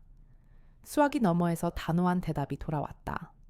서연은 수고하라는 말 한마디를 남기고 통화를 종료했다. 작별 인사 같은 불필요한 절차는 없었다. 사무실에는 다시 침묵이 흘렀다. 하지만 이전의 침묵과는 성격이 달랐다. 그것은 폭풍이 지나간 뒤의 고요함이었고 동시에 또 다른 거대한 무언가가 다가오고 있음을 예감하게 하는 무게감 있는 침묵이었다. 쓰러져 있던 세 남자는 그녀의 통화를 전부 들었다. 마동철은 중령님이라는 단어를 듣는 순간 얼굴이 새하얗게 질렸다. 그는 이제야 깨달았다. 그녀의 신분증은 진짜였다. 그녀의 경고는 허세가 아니었다. 그는 대한민국에서 가장 건드려서는 안 될 조직에, 그것도 매우 높은 사람을 건드린 것이었다. 몇 분의 시간이 흘렀다. 그 시간은 직원들에게는 영원처럼 길게 느껴졌다. 그들은 경찰 사이렌 소리가 울릴 것이라고 예상했다. 하지만 그들의 예상을 깨고 건물 밖에서 들려온 것은 사이렌 소리가 아니었다. 여러 대의 대형 차량이 급정거하며 내는 낮고 위협적인 타이어 마찰음이었다. 사무실 문이 열렸다. 하지만 이전처럼 난폭하게 열리지는 않았다. 소리 없이. 하지만 신속하고 절도 있게 문이 열리자마자 검은색 전술복을 입은 남자들이 일사불란하게 사무실 안으로 진입했다. 그들은 경찰이 아니었다. 그들의 복장은 비공식 작전을 수행하는 특수부대원들의 그것과 같았다. 방탄조끼와 각종 장비를 착용하고 있었지만 부대 마크나 계급장 같은 신분을 나타내는 표식은 어디에도 없었다. 그들의 손에는 권총이 들려 있었고 눈은 훈련된 살기로 번뜩이고 있었다. 그들은 소리를 지르거나 위협하지 않았다. 오직 수신호와 눈빛만으로 소통하며 순식간에 사무실의 모든 통제권을 장악했다. 2명은 입구를, 다른 2명은 창문을 확보했다.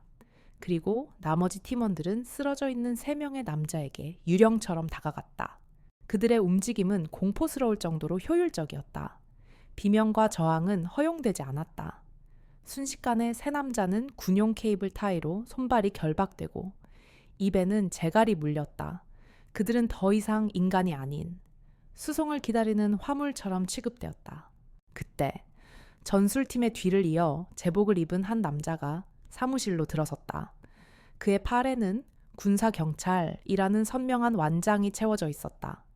그는 꽤 높은 계급으로 보이는 소령이었다. 그는 사무실의 참혹한 광경을 한번 훑어본 뒤 곧장 이서연에게로 다가갔다. 그는 서연의 앞에서 발을 모으고 각 잡힌 거수경례를 붙였다. 충성 중령님, 보고 받고 왔습니다. 괜찮으십니까? 그의 목소리는 쩌렁쩌렁하게 사무실 전체에 울렸다. 그것은 모든 의심의 종지부를 찍는 명백한 확인이었다. 직원들은 모두 입을 벌린 채 그 광경을 바라보았다. 자신들이 매일 보던 비서가 군대의 소령으로부터 깍듯한 경례를 받고 있었다. 영화나 드라마에서나 보던 비현실적인 장면이었다. 서연은 가볍게 고개를 끄덕이는 것으로 경례에 답했다.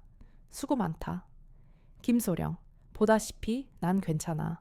현장 상황은 예, 중령님.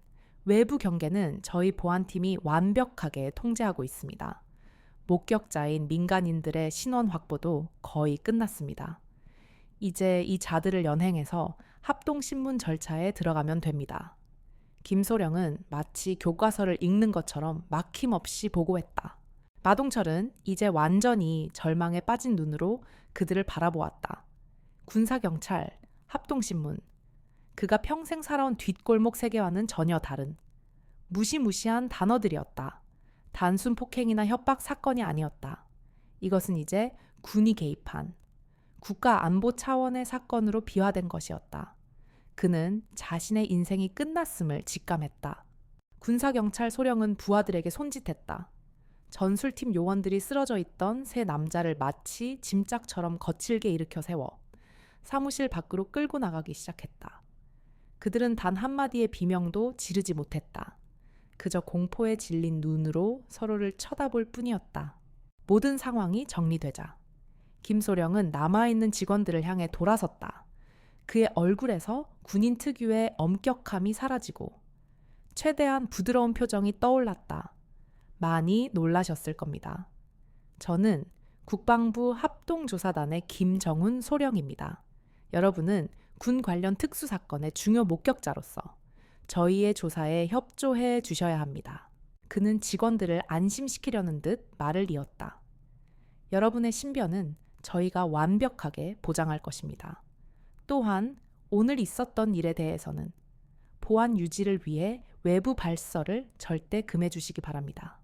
이는 단순한 부탁이 아닌 법적 효력을 지니는 공식적인 요청입니다. 그의 정중하지만 단호한 말에 누구도 감히 이의를 제기하지 못했다. 그들은 기계처럼 고개를 끄덕였다. 그들은 자신들이 감당할 수 없는 거대한 국가적 사건의 한가운데에 휘말렸다는 사실을 깨달았다. 불청객들이 사라진 사무실은 마치 태풍이 휩쓸고 지나간 것처럼 어수선했다. 쓰러진 의자와 흩어진 서류들, 그리고 아직 가시지 않은 화약강 냄새 같은 팽팽한 긴장감. 직원들은 모두 약속이라도 한 듯 이 모든 사건의 중심에 서 있는 이서연을 바라보았다. 그녀는 언제 그랬냐는 듯 자신의 책상으로 돌아가 흩어진 서류들을 아무렇지 않게 정리하고 있었다. 마치 방금 전에 모든 일이 그녀에게는 아주 사소하고 귀찮은 해프닝에 불과했다는 듯이 그 모습이 직원들을 더욱 경외감에 휩싸이게 만들었다. 군사경찰과 정체불명의 전술팀이 휩쓸고 지나간 사무실은 마치 거대한 자연재해를 겪은 것처럼 황폐했다. 물리적인 파괴는 크지 않았지만 그 자리에 남은 모든 사람들의 정신은 재기 불능길 정도로 망가져 있었다. 직원들은 넋이 나간 채 자신의 자리에 앉아 좀처럼 현실감을 찾지 못하고 있었다. 김정훈 소령이 이끄는 군사경찰 수사팀은 신속하게 현장을 통제했다. 그들은 직원들을 한 명씩 회의실로 불러 목격자 진술을 확보하기 시작했다. 그들의 질문은 날카롭고 체계적이었지만 겁에 질린 직원들을 배려하는 정중함이 깃들어 있었다. 가장 마지막으로 조사를 받은 것은 박진만 부장이었다. 그는 자신의 사무실에서 김소령과 마주 앉았다. 그는 필사적으로 자신의 감정을 숨기고 이 상황에서 자신이 가장 큰 피해자인 척 연기했다. 그는 자신을 사채업자들에게 시달리던 선량한 사업가로 포장했다. 그놈들은 정말 악마 같은 놈들이었습니다. 갑자기 들이닥쳐서 직원들을 위협하고 저를 폭행했습니다. 여기 보십시오. 아직도 피가 나지 않습니까? 그는 입가의 상처를 가리키며 억울함을 호소했다. 김소령은 아무런 표정 변화 없이 그의 말을 들으며 기계적으로 노트북에 기록했다. 알겠습니다. 그런데 박진만 씨, 그들이 이서연 중령에게 위해를 가하려고 할 때 왜 막지 않았습니까? 오히려 그들을 부추겼다는 증언이 있습니다만 박 부장의 심장이 철렁 내려앉았다. 아, 아닙니다. 오해입니다. 저도 너무 경황이 없어서 그 상황에서 제가 뭘 할 수 있었겠습니까? 저도 죽을 것 같이 무서웠습니다. 그는 손사래를 치며 격렬하게 부인했다. 하지만 그의 떨리는 목소리와 불안한 눈빛은 모든 것을 말해주고 있었다. 김소령은 더 이상 그를 추궁하지 않았다. 그는 형식적인 질문 몇 개를 더 던진 뒤 자리에서 일어났다. 알겠습니다. 추가적인 조사가 필요하면 다시 연락드리겠습니다. 당분간은 출국이 금지되며 수사에 성실히 협조해 주셔야 합니다. 그의 마지막 말은 경고처럼 차갑게 울렸다. 그날 이후 사무실은 유령의 집처럼 변했다. 직원들은 최소한의 대화도 나누지 않았고 서로의 눈을 마주치는 것조차 피했다. 그들의 공포의 대상은 이제 사라진 조폭들이 아니라 여전히 비서 자리에 앉아 묵묵히 일하고 있는 이서연이었다. 그녀는 모든 것이 이전과 똑같았다. 하지만 직원들은 이제 그녀를 예전처럼 대할 수 없었다. 그녀의 평범한 아침 인사는 군대 장성의 엄정한 호령처럼 들렸고 그녀가 커피를 타기 위해 탕비실로 걸어가는 발걸음 소리는 특수부대원의 은밀한 침투처럼 느껴졌다. 그녀의 존재 자체가 사무실 전체를 짓누르는 거대한 위압감이 되었다. 박진만 부장에게 그 시간은 지옥 그 자체였다. 그는 매일 아침 출근하는 것이 사형장으로 끌려가는 기분이었다. 그는 이서연의 얼굴을 마주볼 수가 없었다. 그는 그녀에게 아침 인사를 건네면서도 식은땀을 흘렸고 그녀에게 업무 지시를 할 때는 목소리가 염소처럼 떨려 나왔다. 그는 필사적으로 그녀에게 잘 보이려 애썼다. 그는 더 이상 트집을 잡거나 소리를 지르지 않았다. 오히려 그는 그녀가 불편해할까봐 전전긍긍했다.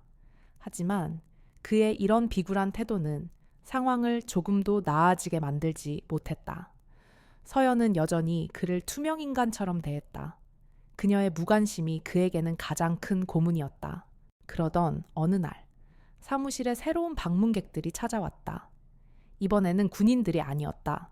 검은색 정장을 빼입은 날카로운 인상의 남자들이었다. 그들은 자신을 서울중앙지검 특수부 소속 검사와 수사관이라고 소개했다.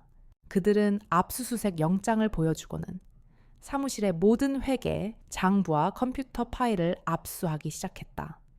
직원들은 이제 놀라지도 않았다. 그들은 이 모든 일의 배후에 누가 있는지 알고 있었기 때문이다. 그저 묵묵히 수사관들의 지시에 따를 뿐이었다. 박 부장은 자신의 사무실에서 하얗게 질린 얼굴로 그 광경을 지켜보았다. 검찰, 특수부, 그가 평생 동안 뉴스에서나 보던 단어들이었다.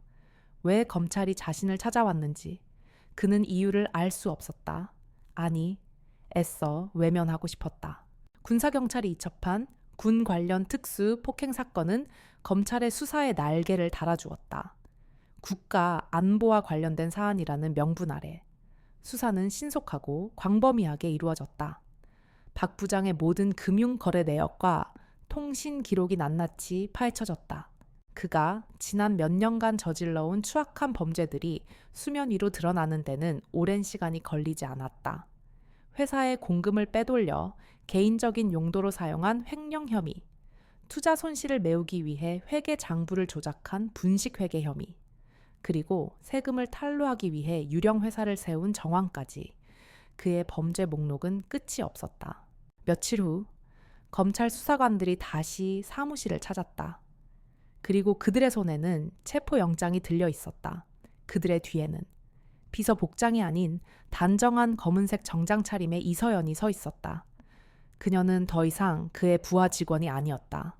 그녀는 그의 죄를 심판하기 위해 온 저승사자처럼 보였다. 수석 검사가 박 부장의 사무실 문을 열고 들어섰다. 그는 책상 위에 체포영장을 내려놓으며 차가운 목소리로 말했다. 박진만 씨, 특정 경제범죄 가중처벌 등에 관한 법률 위반, 즉 업무상 횡령 및 배임 혐의로 당신을 긴급 체포합니다. 당신은 변호사를 선임할 수 있으며 검사의 말이 더 이상 박 부장의 귀에 들리지 않았다. 그의 세상이 무너져 내리고 있었다. 그의 모든 거짓과 위선이 발가벗겨지고 그의 인생이 송두리째 부정당하는 순간이었다. 그는 처음에는 현실을 부정하려 했다. 이게 무슨 소리요? 나는 아무 잘못도 없소. 이건 모함이야.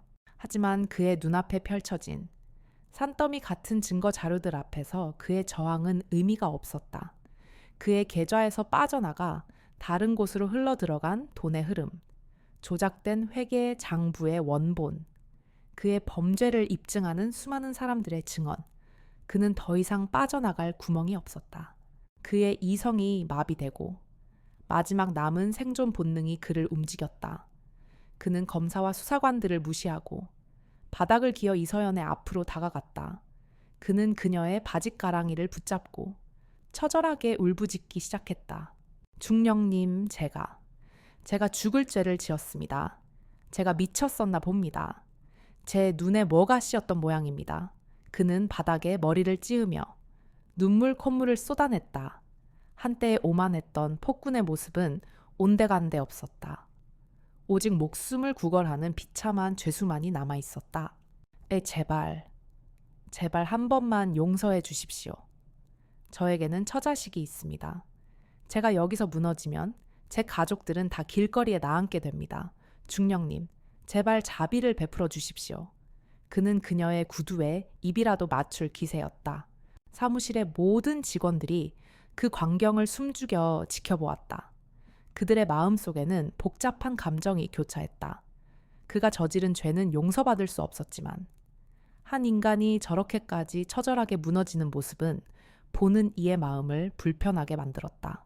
하지만 이서연의 얼굴에는 아무런 감정의 동요도 없었다. 그녀는 자신의 다리에 매달려 우는 남자를 마치 길게 굴러다니는 돌멩이를 보듯 무심하게 내려다 보았다. 그녀의 눈에는 경멸도, 동정도, 심지어는 분노조차도 담겨 있지 않았다.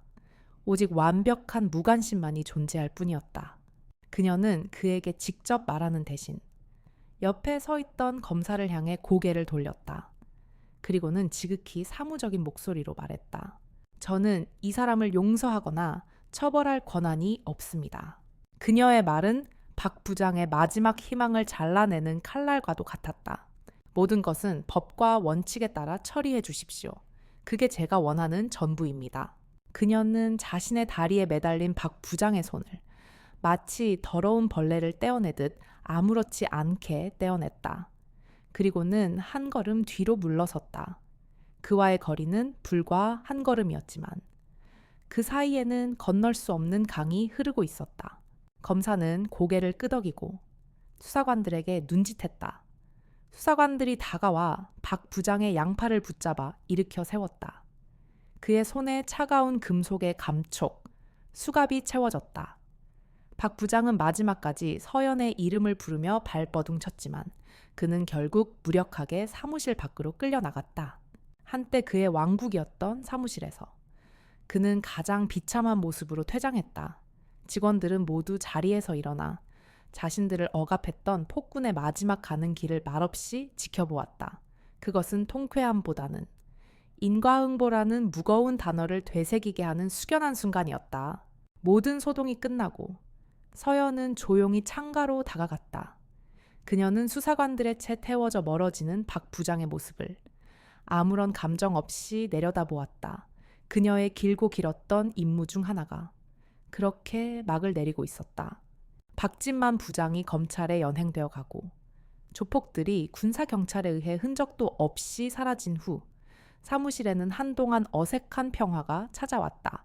직원들은 여전히 이서연의 존재를 어려워했지만 동시에 그녀를 자신들을 구해준 수호신처럼 여기기 시작했다. 며칠 후 본사에서 새로운 부장이 발령받아왔다. 그는 박진만과는 정반대의 인물이었다. 그는 합리적이었고 직원들의 의견을 경청했으며 무엇보다 인간에 대한 존중을 가진 사람이었다.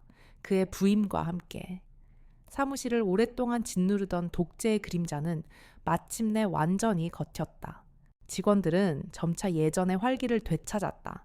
사무실에는 다시 웃음소리가 들리기 시작했고 자유로운 의견 교환이 이루어졌다. 그들은 비로소 건강한 직장 생활이 무엇인지를 깨닫게 되었다. 이 모든 변화가 단 한 사람, 이서연으로부터 시작되었다는 사실을 누구도 부정할 수 없었다. 그녀는 사무실에 살아있는 전설이 되었다. 직원들은 점심시간이나 휴식시간에 모여 그날의 일을 무용담처럼 이야기하곤 했다. 어떤 직원은 그녀가 조폭의 손목을 꺾던 순간을, 또 다른 직원은 군소령이 그녀에게 깍듯하게 경례하던 모습을 생생하게 묘사했다. 그녀의 이야기는 시간이 갈수록 신화처럼 부풀려졌다. 하지만 정작 신화의 주인공인 이서연은 아무것도 변하지 않았다. 그녀는 여전히 가장 먼저 출근해서 가장 늦게 퇴근했고 묵묵히 자신의 업무를 완벽하게 처리했다. 그녀는 새로운 부장을 정중하게 보좌했고 동료들의 업무를 기꺼이 도와주었다. 마치 그 끔찍했던 사건이 아무런 흔적도 남기지 않은 것처럼 김민준 대리는 그런 그녀를 볼 때마다 깊은 경외심을 느꼈다. 그는 이제 그녀의 평온함이 무엇을 의미하는지 알 것 같았다. 그녀의 힘은 무술 실력이나 높은 계급에서 나오는 것이 아니었다. 그녀의 진짜 힘은 어떤 상황에서도 흔들리지 않는 강인한 정신력과 스스로를 완벽하게 통제하는 규율에서 나오는 것이었다. 그는 강함의 의미에 대해 다시 생각하게 되었다. 박진만처럼 목소리를 높이고 약자를 억누르는 것은 진짜 강함이 아니었다. 그것은 자신의 약함을 감추기 위한 비겁한 허세일 뿐이었다. 진짜 강함은 이서연처럼 드러내지 않고 꼭 필요한 순간에 올바른 일을 위해 사용하는 것이었다. 그녀가 사무실에 남긴 변화는 이것만이 아니었다. 직원들은 더 이상 서로를 겉모습으로 판단하거나 섣불리 험담하지 않게 되었다. 그들은 자신들이 이서연을 얼마나 어리석게 오해했는지를 똑똑히 기억하고 있었다. 조용하고 힘없어 보이는 사람의 내면에 얼마나 거대한 우주가 숨어 있을지 모른다는 교훈을 뼈저리게 깨달은 것이다. 그렇게 한 달이라는 시간이 흘렀다. 사무실은 이제 완벽하게 안정을 되찾았다. 그러던 어느 월요일 아침, 이서연의 자리가 비어 있었다. 그녀의 책상은 마치 처음부터 아무도 없었던 것처럼 먼지 하나 없이 깨끗하게 정리되어 있었다. 새로운 부장은 모든 직원들을 회의실로 불렀다. 그는 침통한 표정으로 입을 열었다. 여러분도 아시다시피 이서연 씨가 오늘부로 퇴사하게 되었습니다. 그는 책상 위에 놓인 하얀 사직서 봉투를 가리켰다. 봉투 안에는 일신상의 사유라고만 적힌 지극히 사무적인 내용의 사직서가 들어있을 뿐이었다. 그녀는 아무에게도 작별 인사를 하지 않았다. 환송회도, 마지막 인사도 없었다. 그녀는 마치 비밀 임무를 끝낸 첩보원처럼 조용히 그리고 완벽하게 자신의 흔적을 지우고 사라졌다. 직원들은 모두 아쉬움과 함께 어쩌면 이것이 그녀다운 방식일지도 모른다고 생각했다. 김민준 대리는 자신의 자리로 돌아와 텅 빈 그녀의 책상을 한참 동안 바라보았다. 그의 마음속에는 고마움과 존경심, 그리고 다시는 그녀를 볼 수 없을 것이라는 아쉬움이 교차했다. 그는 그녀에게 많은 것을 배웠다. 그는 앞으로 평생 동안 그녀가 보여준 진짜 강함의 의미를 잊지 못할 것이다. 그는 무심코 자신의 책상 서랍을 열었다. 서랍 안에는 그가 미처 발견하지 못했던 작은 메모지 한 장이 놓여 있었다. 그것은 서연의 필체였다. 거기에는 단 한 줄의 문장이 적혀 있었다. 그동안 감사했습니다. 모두의 건승을 빕니다. 그것은 그녀가 남긴 마지막 흔적이자 상처받았던 모든 이들에게 보내는 따뜻한 위로였다. 김 대리는 메모지를 소중하게 자신의 지갑에 넣었다. 언젠가 자신이 나약해지거나 불의와 타협하고 싶어질 때 이 메모지를 꺼내보리라 다짐했다. 이서연이 떠난 사무실은 그녀가 오기 전과는 완전히 다른 공간이 되어 있었다. 그곳에는 더 이상 폭군도 비겁한 방관자도 없었다. 서로를 존중하고 조용한 힘의 가치를 아는 사람들만이 남아 새로운 희망을 이야기하고 있었다. 그녀가 남긴 전설은 앞으로도 오랫동안 그들의 마음속에서 살아 숨 쉴 것이었다. 나레이터의 목소리, 비서, 이서연의 이야기는 여기서 끝이 납니다. 어쩌면 지금 이 순간 여러분의 바로 곁 어딘가에서도 일어나고 있을지 모를 이야기입니다. 우리는 종종 눈에 보이는 것으로 사람을 판단하곤 합니다. 그 사람의 직업, 입고 있는 옷 혹은 부드러운 말투 같은 것들로 말이죠. 하지만 그 평범한 표면 아래에는 우리가 감히 상상조차 할 수 없는 거대한 힘이 잠들어 있을지도 모릅니다. 휴화산처럼 조용하지만 결코 약하지 않은 그런 힘이 말입니다. 혹시 당신도 누군가에게 얕보이거나 부당한 대우를 받은 적이 있지는 않으신가요, 그때? 모든 것을 바로잡을 수 있는 숨겨진 힘이 있었으면 좋겠다고 바라지는 않으셨나요? 이서연의 진짜 힘은 단순히 싸움을 잘하는 능력만이 아니었습니다. 그것은 부당함을 견뎌내는 인내심, 스스로를 통제하는 규율, 그리고 결국에는 반드시 정의를 실현하고야 많은 굳건한 의지였습니다. 오늘 이야기, 여러분은 어떻게 보셨나요? 어느 장면에서 가장 속 시원한 사이다를 느끼셨습니까? 그녀가 처음 자신의 실력을 드러냈을 때인가요? 아니면 오만했던 박 부장이 마침내 무릎을 꿇었을 때인가요? 여러분의 생각을 댓글로 남겨주세요. 여러분의 이야기가 저희에게는 큰 힘이 됩니다. 오늘처럼 통쾌한 정의 구현 이야기가 즐거우셨다면 좋아요와 구독 버튼을 누르는 것을 잊지 마세요. 여러분의 답답한 속을 뻥 뚫어줄 더 많은 이야기로 다시 찾아오겠습니다. 끝까지 함께 해주셔서 감사합니다.